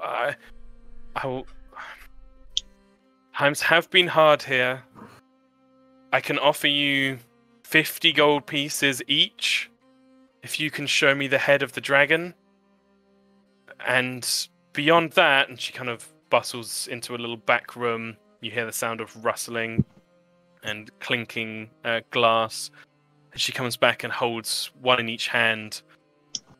These are, they're in case of emergency, and this is about as much of an emergency as you can get. These are potions of healing. She kind of holds them out towards you all. Wait, how am I meant to show you the head if it's attached to the body? Well, just any proof that it's dead. The dragon can't be allowed to live. I assume it's a dangerous dragon. Well, you could just feed it fish and have your own dragon. That's pretty good. She kind of looks incredulously at the rest of you. It's like, I'm not sure a dragon would allow itself to be controlled by little old me. Your loss. I'm assuming this is a and did you show her the eggshell? Yeah. Yeah. So she'll have seen the blue-green veins. Like, so it's definitely a chromatic. Chromot. one of the nasty dragons, Armitage. Not like the metallics, the golds and the silvers and bronzes over in Glamorand. Is there a lead dragon? Not. I'm gonna do a little roll. No, I can assuredly say there is no such thing as a lead dragon. Oh, that'd be heavy though, wouldn't it? Yes, I suppose it would. And you My notice dad used to do that. Sorry. you notice as Armitage is just spouting this shit, she's kind of slowly moving the potions of healing away from Armitage and towards the rest of you. 50 gold up front, the potions, of course. And can we say a further 5 gold stipend to be paid on each month for a year? What's a stipend?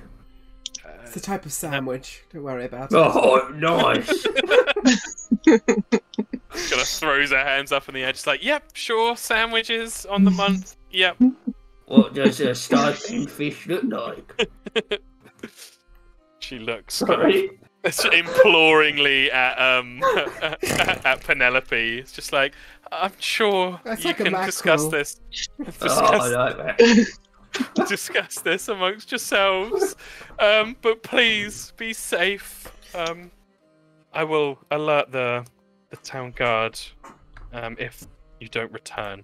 Oh, I can't wait to get my stipend.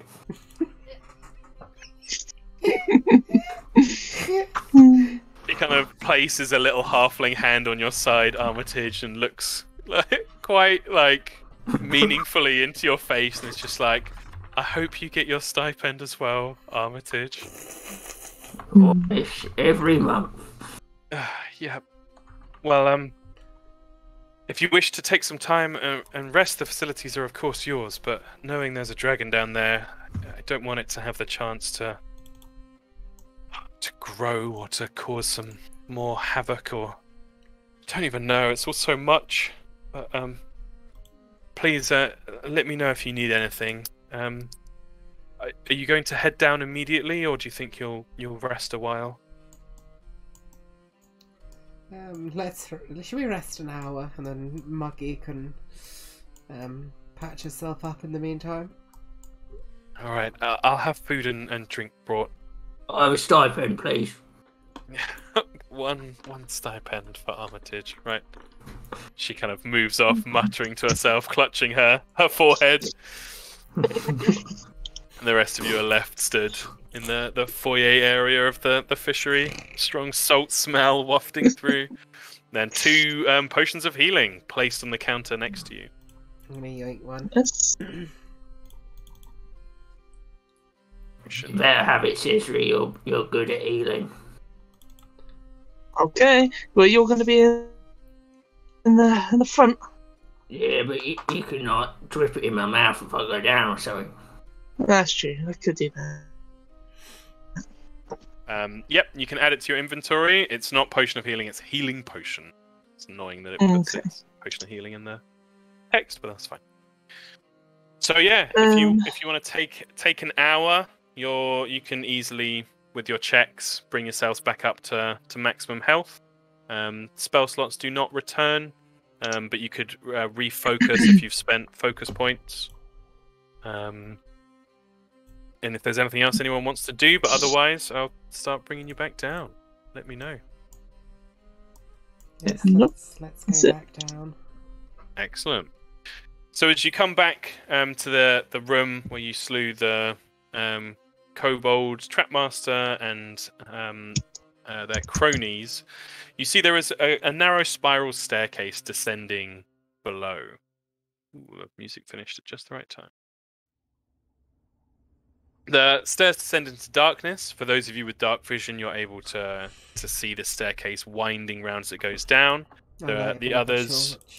Yep, so I'll keep Penelope and Cesare as well a torch, or do you want to just leave it to Penelope?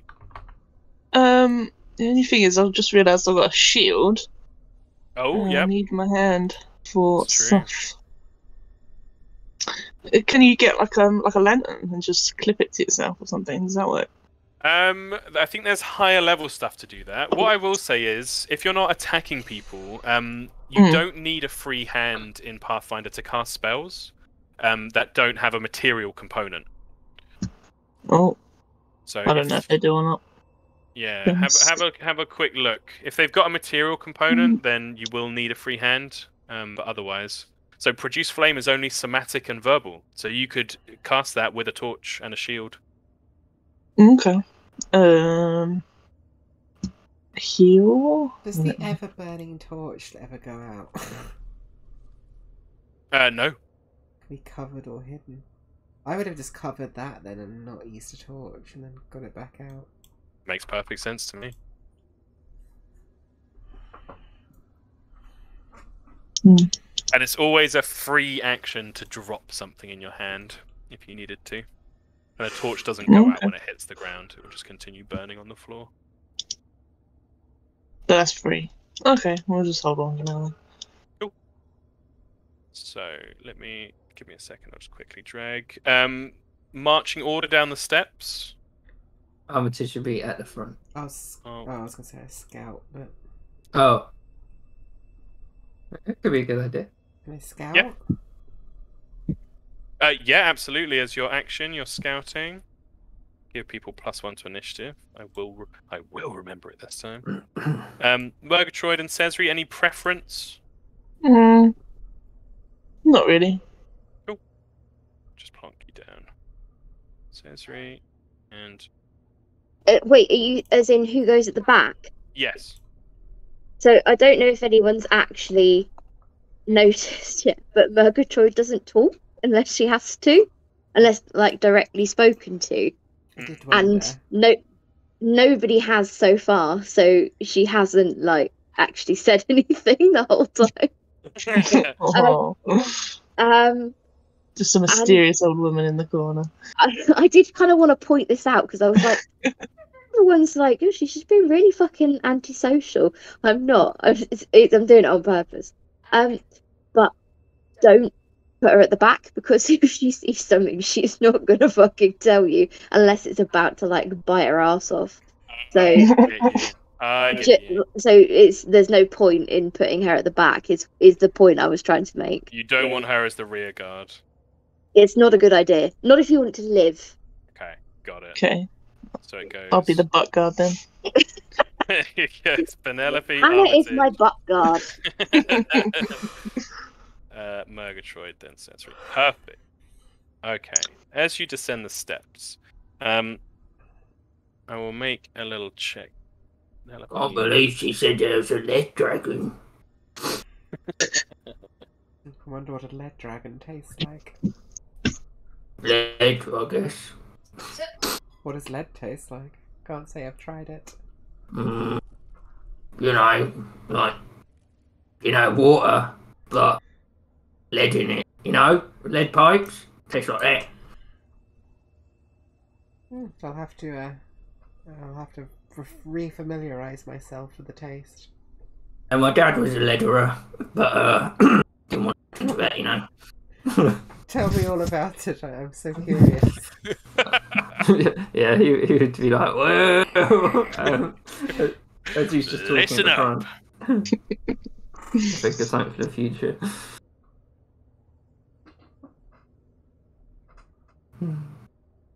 Okay. Sorry, just prepping. Nearly done. Let's have a quick look. Murgatroyd. It's your perception. Ah, shit. Okay. That already does it. I feel like a wounded soldier at the moment. Oh my god, I got a really bad cold today. I thought I could barely get up this morning. I was like, fuck me. I've been hit on the head with a door really hard today.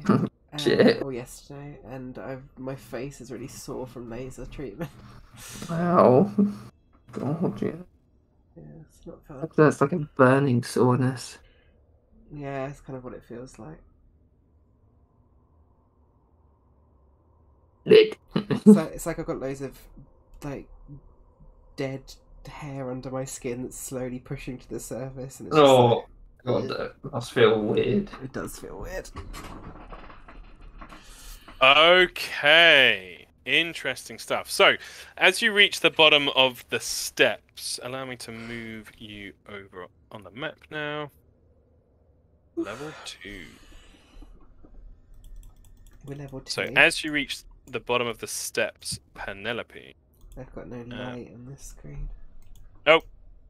Dragged you out again. Gee. Torch. Bright light. Dim light. 2020. Okay. Do the same for sensory. Any that sod? Well, you don't really have time for that, Sob, because as you come around the corner, you with your sharp eyes notice a kobold attempting to hide behind the overturned table to your left. You can see this kobold, and the kobold can see that it's been spotted as well. So we are going to roll initiative immediately, I'm afraid. Kind of cute. I love this kobold art. It's great. Yeah, the Pathfinder art's got a really interesting style to it. So yeah, if we can roll initiative, please. +1 to everyone's initiative. Yeah, +1. I'll keep that in mind in case there's any draws or anything. Scout. It was hiding, so it does get to roll. Oh no, yeah, because it did get spotted, so it has to roll initiative with perception. Okay.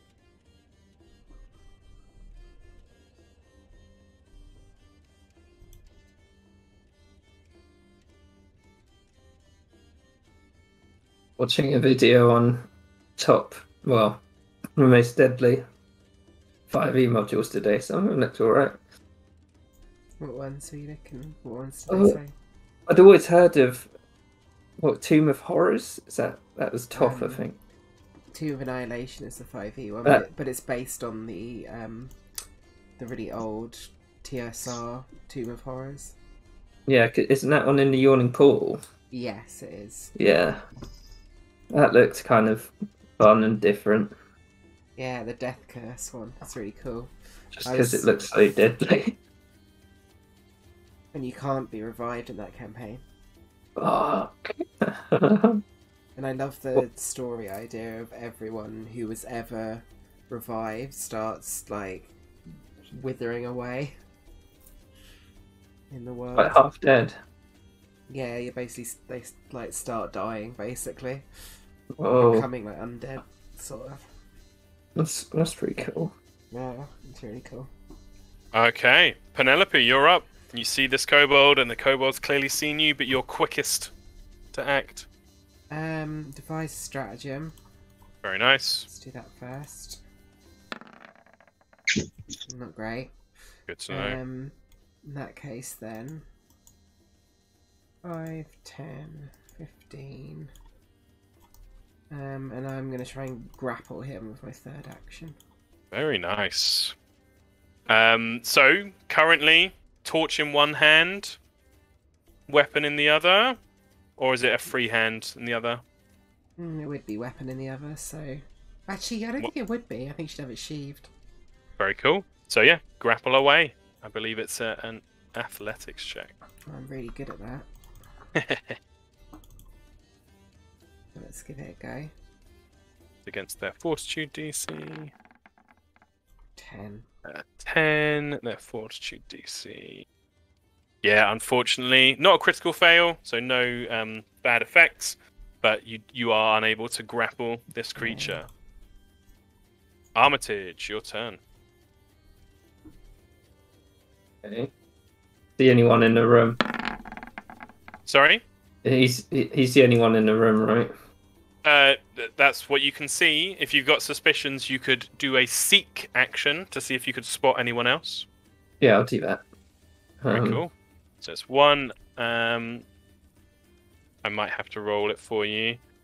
You scan an area for signs of creatures or objects. Choose an area you're scanning. Blah, blah, blah, blah. Search for objects. Blah, blah, blah. He'd sort of get there when he does it, I think. Because he's suspecting someone might be hiding behind there. Very good. Let me make a secret check for you. What's your perception bonus? 3.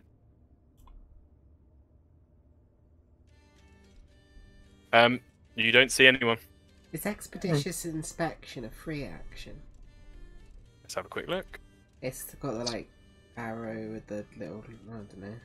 If the arrows looks like it's hollow or like Yeah. empty, then it is a free action, yes. Could I have done that as well? Oh yeah, that's so cool. This is your once per 10 minutes thing. Yeah. Which one would you like to do? Recall, knowledge? Oh, seek. Seek. You want to seek as well? Yeah, absolutely. I'll make a little check. Sorry. What's your perception bonus? 7? So +7 to that roll. Nothing else. Seems like this is the only creature here. Okay. With his third action, he's just going to be like, "Come out from behind your table!" and swing down with his battle axe. A 15 does not hit, I'm afraid, as it nimbly shit. dodges to the side. These things are wearing more put-together armor and seem better trained. Now you're up close, you can see it. This thing wields a short sword, a crossbow, and it's wearing quite well put-together leather armor. That's everything. Okay. Before Cesri's turn. From behind the barrels! Fuck! Oh, shit. Nobody rolled high enough. It was delaying its turn. It's going to come back in now.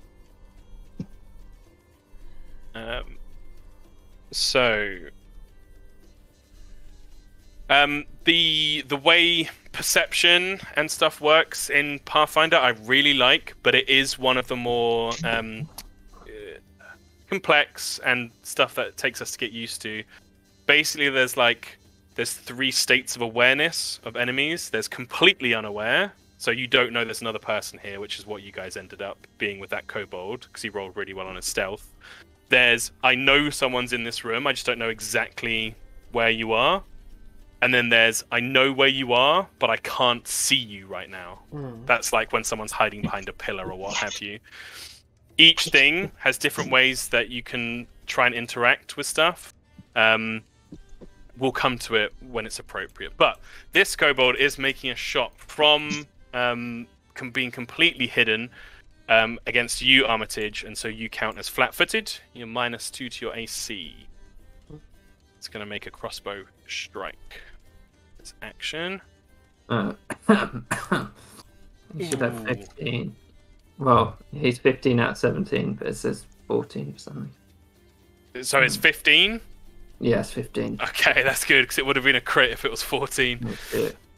4 damage to you, as it does hit you.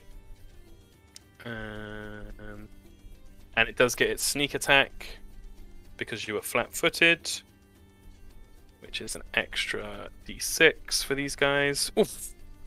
Another 6 damage to you, Armitage. Yeah, this guy got a big hit. It's now no longer hidden, though. You can completely see it. It does have cover from anyone kind of on these sides of the barrels and such, but it's completely seen. It's going to spend an action reloading. And then it will... It's not going to hide again. That's not going to do anything. Let's have a quick look. It might be able to conceal itself. Nope, that's hide armor. Sneak action.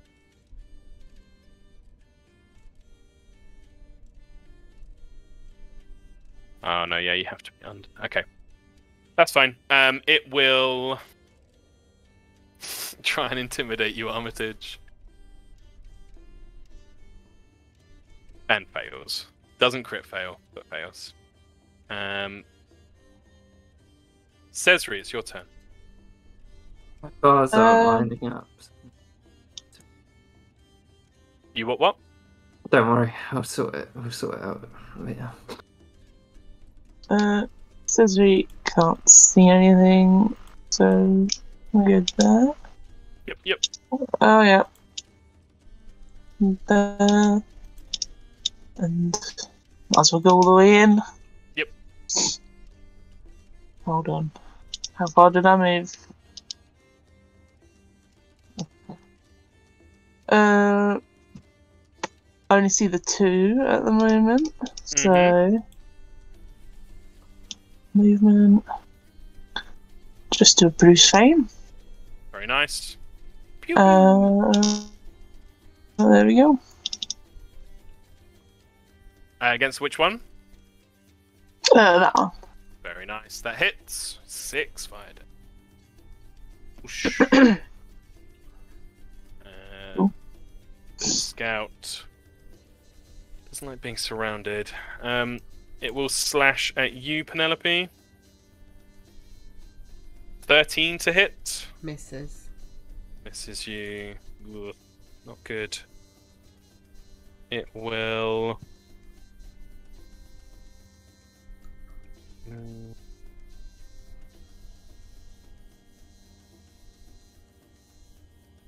You're blocking the door. It is going to try to.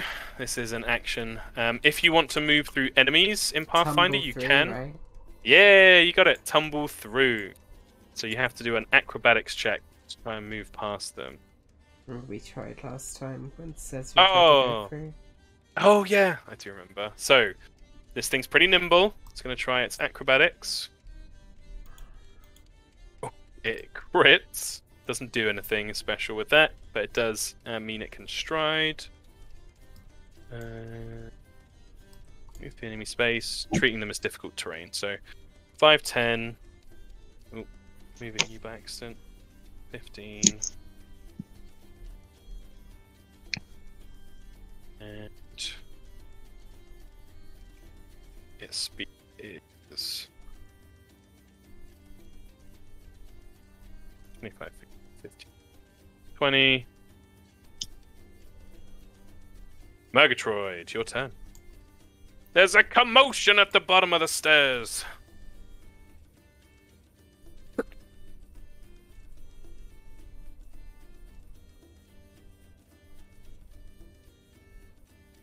Sorry, between the fact that I can't hear anything, nobody can hear me, and the mouse isn't working.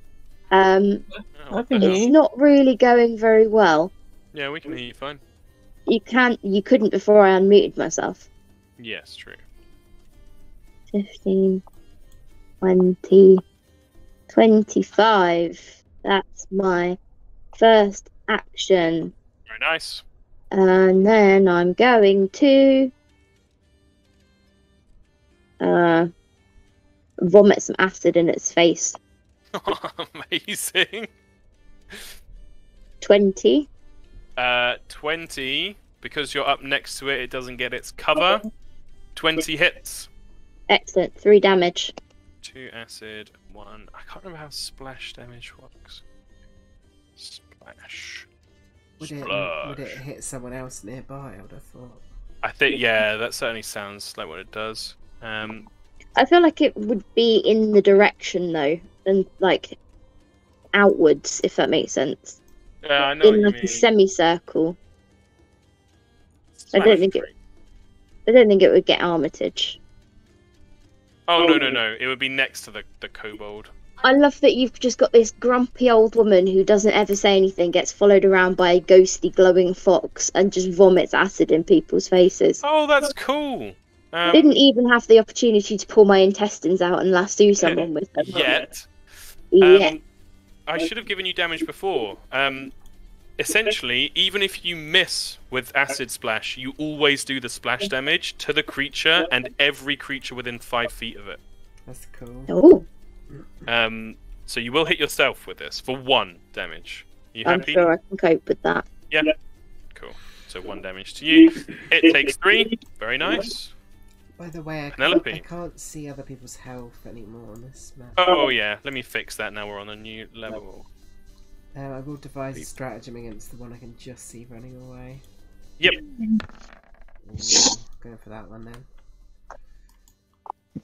So it's Oh, one yeah, very action. nice. Oh, I can't actually fucking. I need to pull my sword out though. 5, 10, 15. Position myself in the middle of there. And then pull my short sword out as my final action. Very nice. Shing. Armitage. I accidentally changed your health, Armitage. I've healed you, so if you wouldn't mind changing it back. No, dash my health now. Yeah, thank you. Updated. That's right.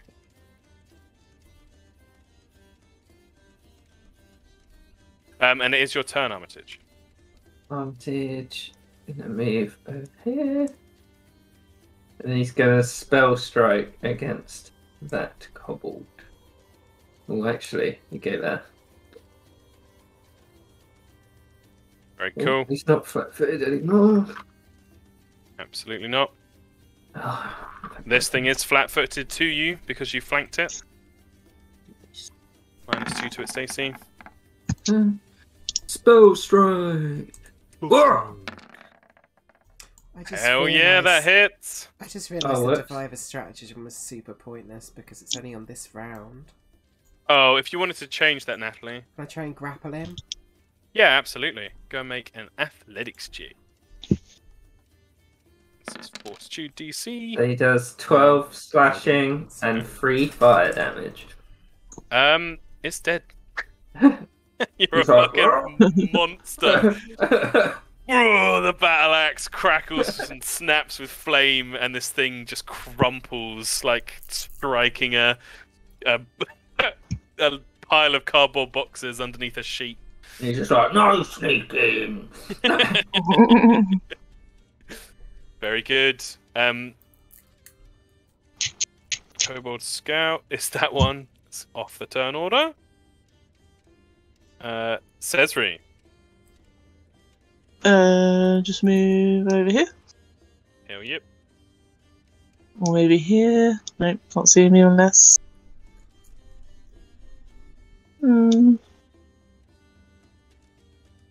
And produce flame. Nice. Yep. No negative for being in melee range.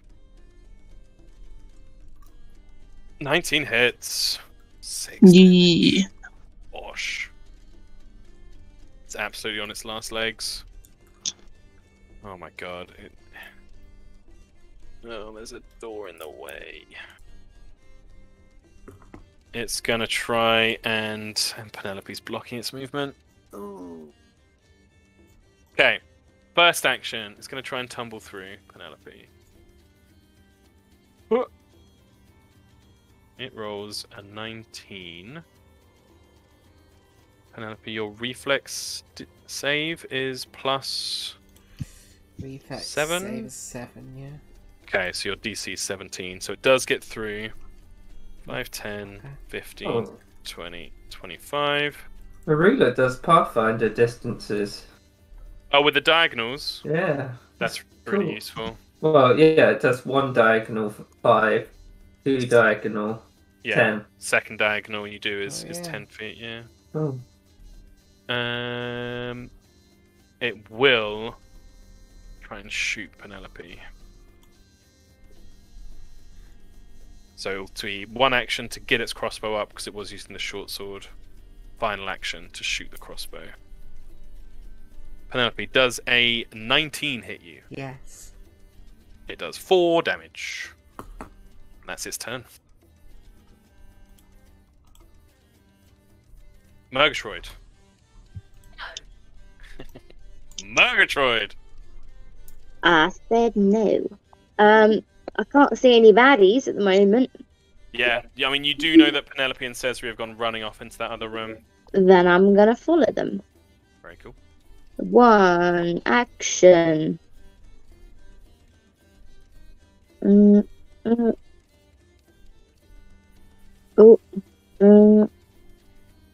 Two actions.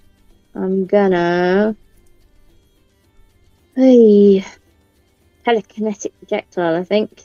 Is that 2 actions? Oh fuck! Of course it is. I don't know what in my thing is one action though, because I don't have. I did pick some, but I can't find it anywhere as to what the spells I picked were. It's rare to have a one action one that does damage. Okay. You might have picked like guidance or something, which is one action.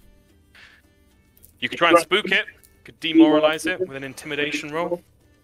Yeah, fuck it, why not? Yeah. Just starts pulling her intestines out.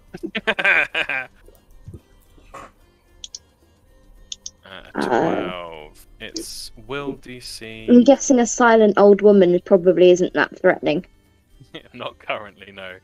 Yeah, not successful this time, but a good effort. Penelope, Devise a stratagem. what do we get? Ugh. Well, I'm not doing that then.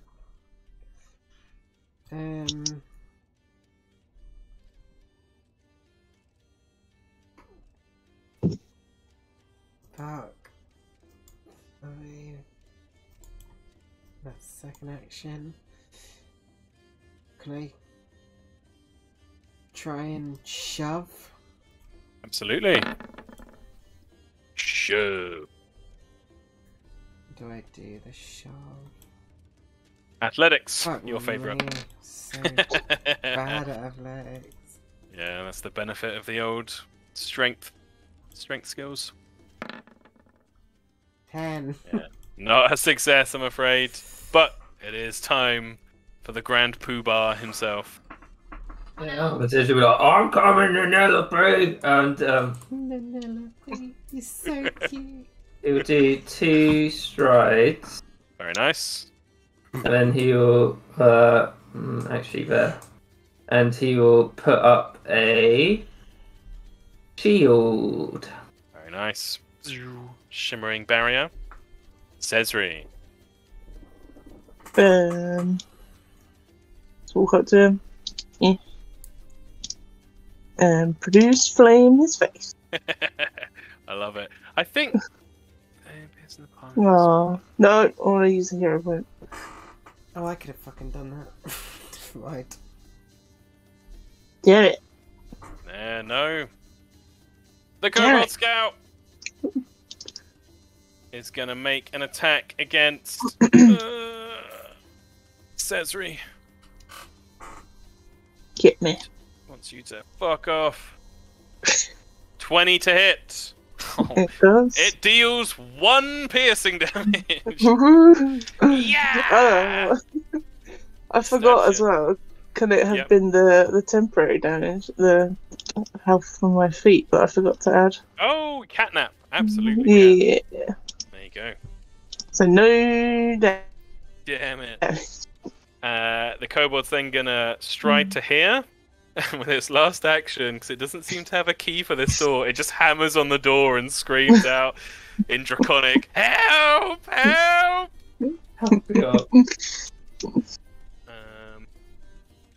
Murgatroyd.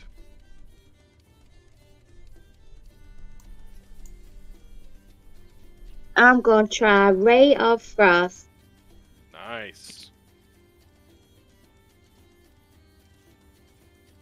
Blast and oh my god. What? Three! How is that only a +2? That ain't right. Oh, it's just as well I didn't do that anyway. It didn't work because I would have killed everybody. 5, 10, 15, 20, 25. Boof. And here. Don't know why I just went up there. I'm gonna stay down here. Cane. Oh, But it's the yeah. wrong spell tradition, that's why. There you go. That's good to know that it doesn't do that automatically. Even if you drag them over. I'll fix that. That's fine. Okay. Missed. Nanelope. Action move. Devise a stratagem. You're about to die, Kobold, I hope. 12 plus. Oh, don't know. Yeah, I'll oh, I can't even attack it because. Well, no, I could have moved to here. Yeah. Yeah, this short sword, a 12 plus whatever it is, 7. 12 plus 7, 19 is a hit. Go ahead and roll damage. Wait, is it 7? I can never remember. How do I work out what it is to hit?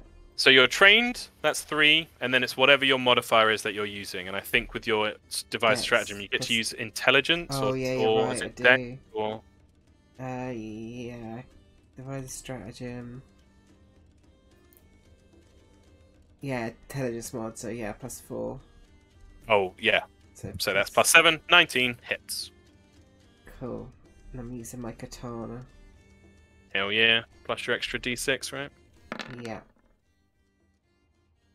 So 2 plus. Oh my god! Don't roll a 1. Yeah!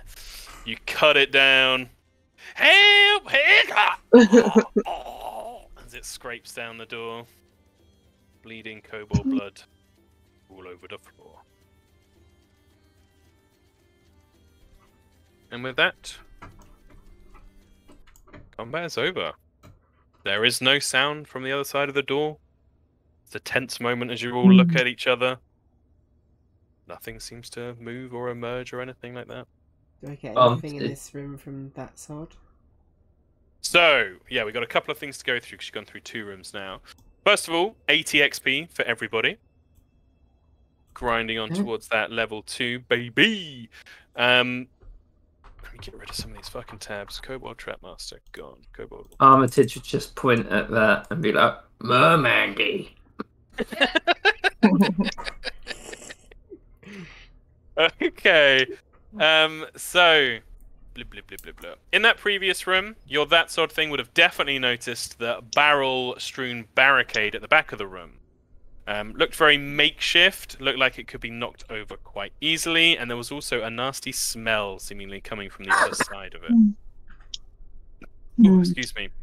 However, moving into this space, you would notice... I'll just read it first. So, while much of this rectangular chamber is in ruins, the center contains a fountain of pristine water with something glittering at the bottom. In the middle of the fountain is a marble statue of a mermaid, her lips pursed as if she were about to blow a kiss or maybe whistle. Each corner of the pool has some sort of mechanism embedded in the stones, but the one in the southwest corner appears to be smashed. Oh. Is it fixable? You could do a crafting check for me if you like. Okay.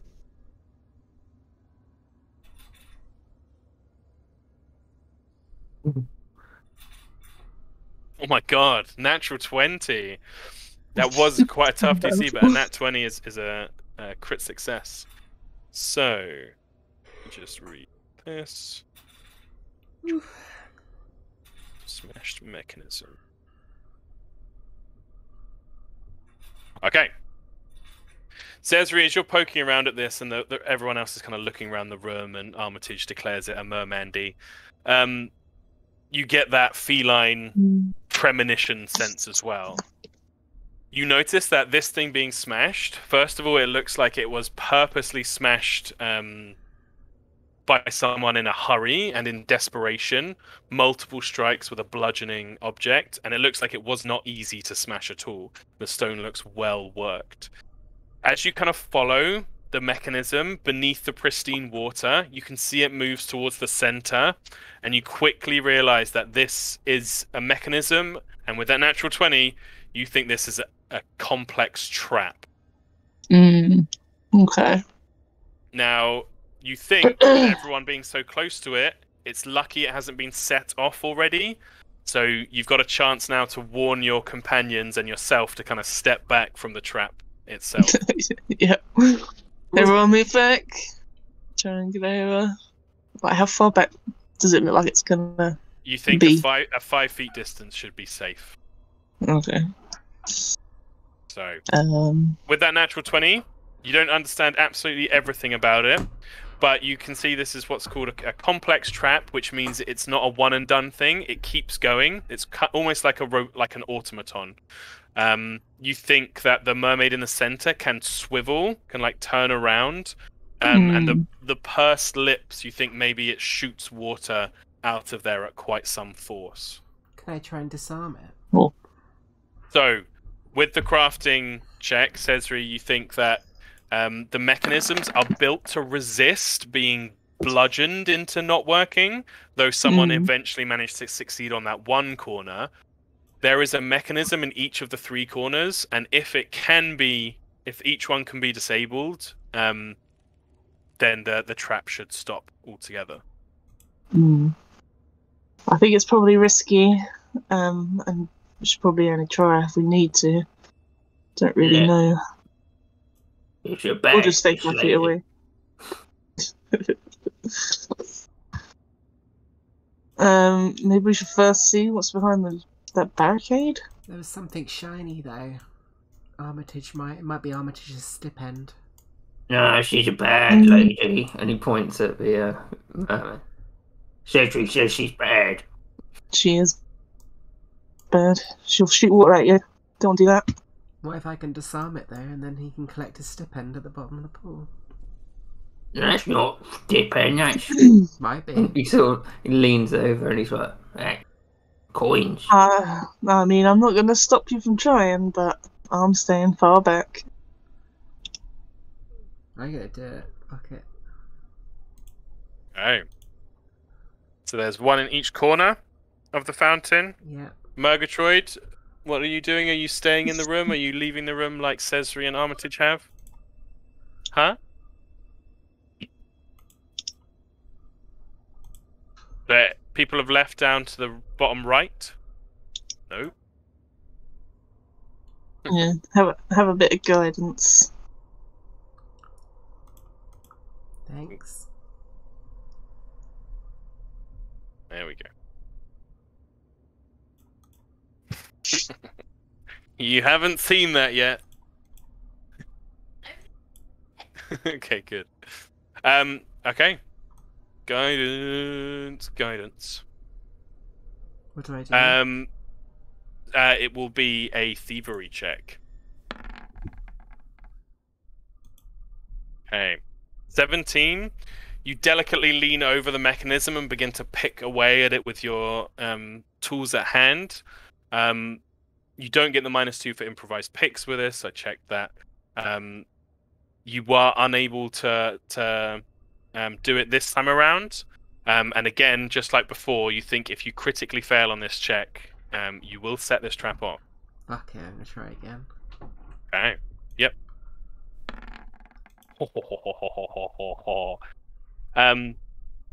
You work and sweat begins to bead on your forehead and drip into the pristine waters of the pool beneath you as you're leaning over it.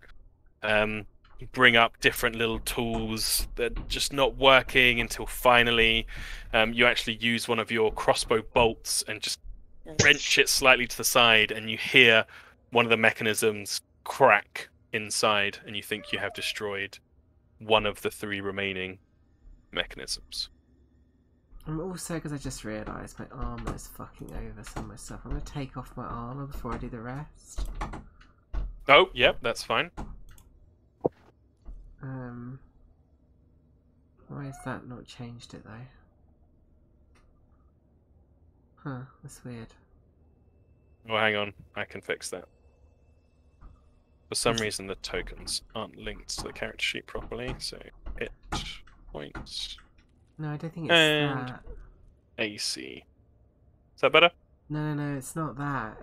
On your character sheet. That was fine, yeah. It's just as a modifier in the trained 2-2. No, that is correct. Of course, I should have been minusing 1 before. That's my bad. It's alright. No worries. We're all learning.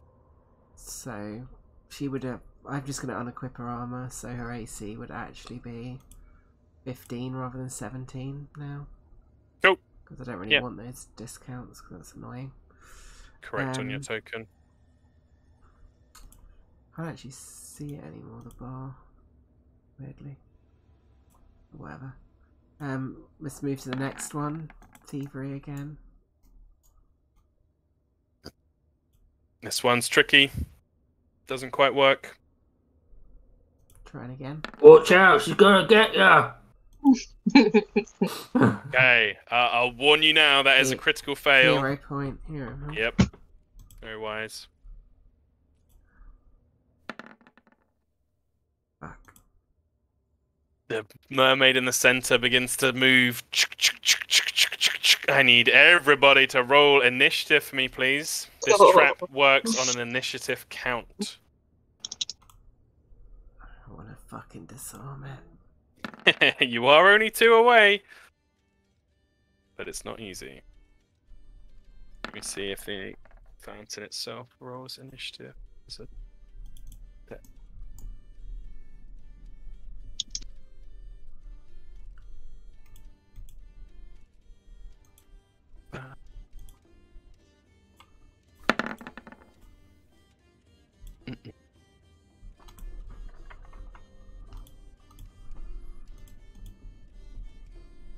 Oh, okay.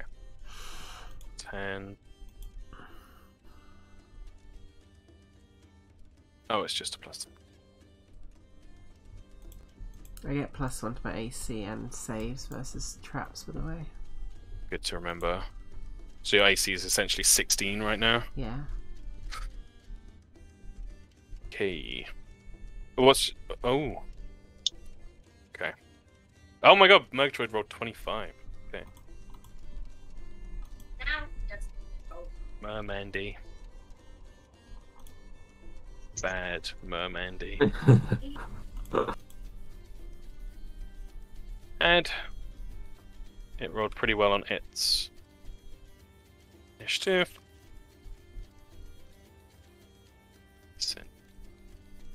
Yeah, it does go before P. So Murgatroyd, you see this thing starting to spring into action? Is there anything you do? This thing does have HP and AC and such. You can try and directly destroy it, but it's a statue. It's made of stone. It's pretty tough. Would I see it? Because I'm in a different room, technically, to be fair. That's fair. You would probably hear a Hespian swear word from Penelope in the other room, and you'd hear the statue starting to swing into action. Why are you calling her Penelope? That's what Armitage calls her. Oh, I see. In that case, if I'd heard this, I'd definitely go in to see what was going on. You'd probably see a look of surprise cross her face. I don't know how to disarm it, to be fair. From what Cesare rolled before and what Penelope's doing, you'd know that there are 4 mechanisms in the corners. I'll draw on. I go to corner. I'll say, hang on. So this one, this one. I'll say the 2 top ones are destroyed. The 2 bottom ones are not yet. Then I could have gotten to this one in one go. Very nice. One action. How would I go about destroying this? You can try and physically destroy it, or you can try and do a thievery check to disable it. Yeah, I'll give that a go. Nice. Oh my days! You managed to do it on the first turn, Murgatroyd. Yeah. The skill of the old lady picking apart. Ooh, I don't know why I did a square. She'd just look over at Penelope and just not give her a nod. A very brisk one. Brisk, silent nod. Very nice. You have one more action. Should I be attempting to destroy the statue, do you think, guys? No, destroy it. Maybe just... I don't know. No. Hey. Sorry, disable a device is 2 actions anyway, so that is the end of your turn. Excellent, then I don't have to think about what to do with the other one. The Mermandy. On its turn, it follows a routine. Complex traps are really cool in Pathfinder. They have this like routine that they follow. So it rolls a d10, 8. Ooh, interesting. Anybody roll any dice for me, please? I'll take the first result. I'm looking for odds or evens. 2. An even. Double even. If the result is even, it gets the west half. Okay, Penelope. The statue spins around to the west, spewing water in a pressure hose forth, carving across the room. Can you make a reflex save for me, please? Which I get +1 to because it's a trap. Absolutely. Yeah, good job. A 9. Oh, that's a natural. Sorry, a critical failure. So that does count as a critical failure. So you're going to take double damage from this. I'm gonna fucking die. Oh, pretty well on the damage as well. You take 20 bludgeoning damage. Oh! As the beam of water just knocks you out cold against the rocks behind you. Yeah. So you are knocked prone and gain the dying condition. Dying 1. Oh wait, that's a critical failure. You go straight to dying 2. Die to a fountain. I got this, guys. I'm gonna fix this thing. Okay. That is all it does, though. It does 1 action on its turn. Penelope, can you roll a recovery check for me, please? How do I do that? It's a straight roll, just like D&D, and you got to get a 12 or higher. Nope. Oh, you go to dying 3. Armitage, your turn. Oh god, I don't know what the fuck he's gonna do. There is only 1 mechanism left. I'll say that. He doesn't have enough actions to try to disable it. You could try and smash it. It can be smashed. Is it? Oh man. It's pretty hard to smash, I'll say. It's got a lot of toughness, like it reduces damage, but Armitage... He also thinks it's bad, so he's like, Admament, he killed Nanelope. Ah! Armitage is gonna go there and he's gonna do shield. Mm-hmm. It's like, Monkey, get her out! Cesare. I did 1. Yes, you did. 5. Oh my life, she's so far away. Pretty far. Pretty far.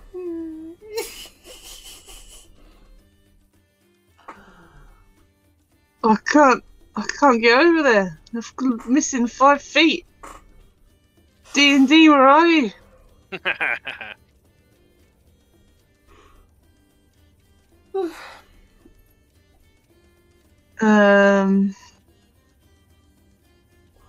How much? What is it to feed a potion? It would be an interact action, which is only 1 action. Okay. But Sure, you'd have to kind of decide whether you already had the potion in your hand. Which you could have done. You were ready for things to go to shit when Penelope was fucking about with the mechanisms. Sorry, Nanelope was fucking about with the mechanisms. Yeah. So I'd fully allow it. Okay. Yes, one action. I mean, potentially, because she wouldn't be holding her shield against the old pressure thing. Probably not. Yeah. Or a torch. No, I'll probably chuck the torch down anyway. Yeah, I mean, Tom's allowing it. 2 strides, feed of the potion. Yeah. Very nice. Healing potions in PF are just a single D8. They're cheaper than in 5e, but they're a single D8. Flat. Hey. But you're back up. Look at how much damage that thing does. Well, it was a crit fail on the save, but yeah. So you are still prone, Nanelope, but you are back and you have the wounded 1 condition. What does that do? That means if you go down again, you would automatically go to dying 2, first of all. Can I kind of like stand in the way? This thing just blasts everything there. Depending on what it does. You rolled a nat 20 on the trap before. You get the feeling this thing has different kind of settings. It might hit the whole room with a blast, it might hit half the room, the corners, or go after a single person. Okay. Is it quite tall? Or is it just quite... I just wondering whether ducking will help. No, there doesn't seem to be any opportunity for cover in this room. Outside the room, you think you're fine, but inside the room, not so much. Murgatroyd. Muggies go! Muggies go. Okay. Can I go into Cesar's spot, try and disable it and go back out again? Yep. Yeah. Well, you could just do it from here anyway. From there. Okay, cool. Given it went so well last time, I'm gonna try it again. Oh, Thievery. Muggy. Not enough, I'm afraid. Shut up, Tom. It was enough. The Mermandi! I'm gonna roll a d10. Whoop. Ooh, it rolled a 1. Statues sprays water at a single random target in the room. Come on, baby.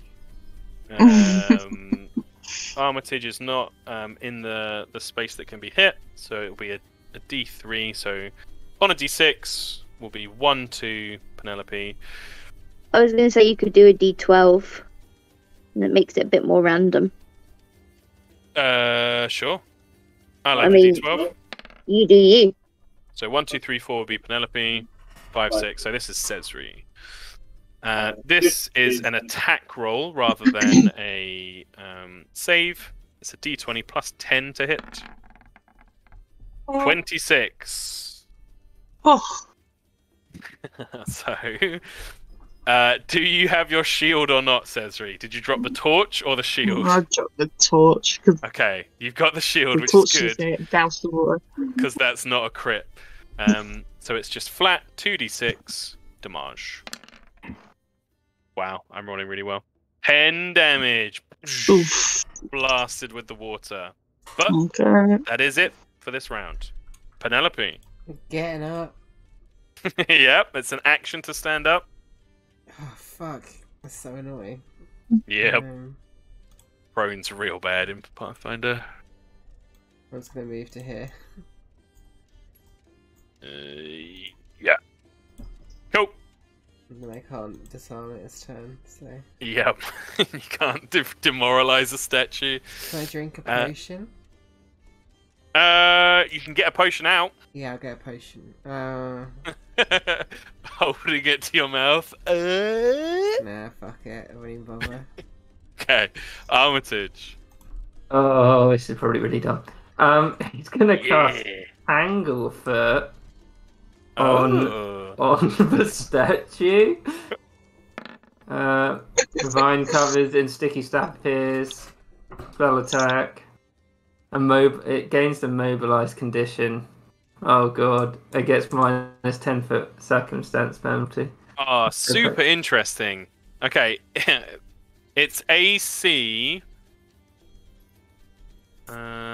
You didn't hit it. But I really like the idea. If you had hit it, I would say it would be stuck on the same setting as its last round. Okay. And that doesn't mean targeting Cesri. It means literally targeting like that corner, so people could like move out the way of it. But it unfortunately didn't hit this time. Anything else? I guess there's Hero nothing point. You could hear it. Fuck it, I'll do it. Why not? Yeah. Ah. Oh, That's a shame. Anything else from you? that's a shame.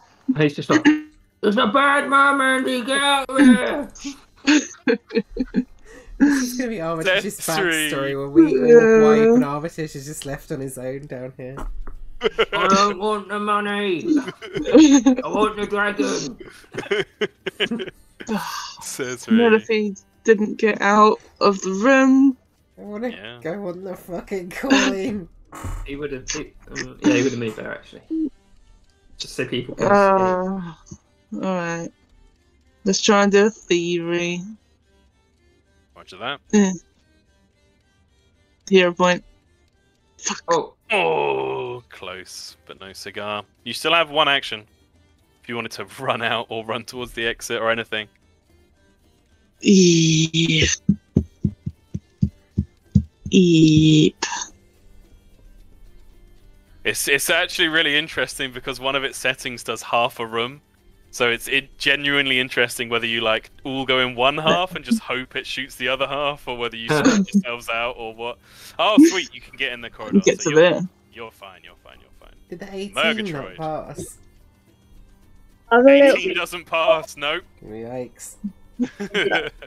I'm a little bit worried that I've broken my brain because I sniffed too hard and now I've got a really weird smell in my head and I'm actually panicking a little bit.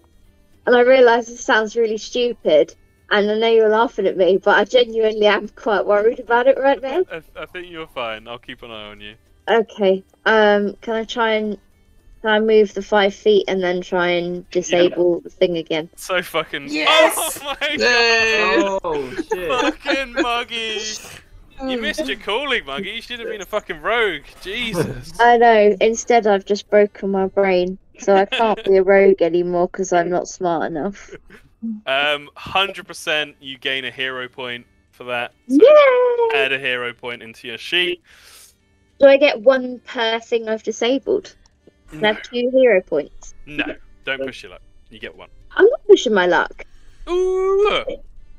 You're supposed to love me, Clement.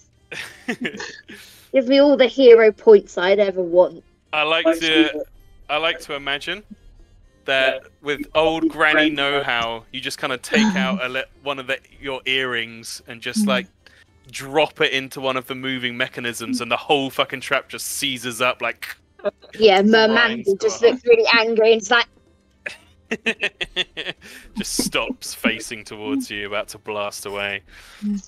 But with that, well done. Flippin' You have Laura. defeated the mermaid fountain. That is a nasty trap. Everyone gets 80 XP. And within the fountain, there are coins.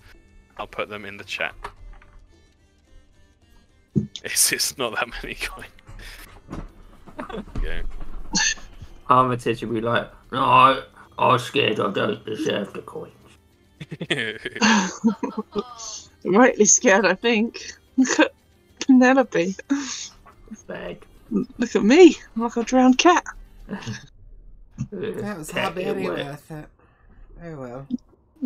Murgatroyd would just shrug and hold out a wrinkled palm of wet, glinting gold to you. No. And smile at you. Armitage. Oh no, Muggy, you keep it. You did it. You deserve the money. She'd like nod and like, and you'd see her like insisting you take it.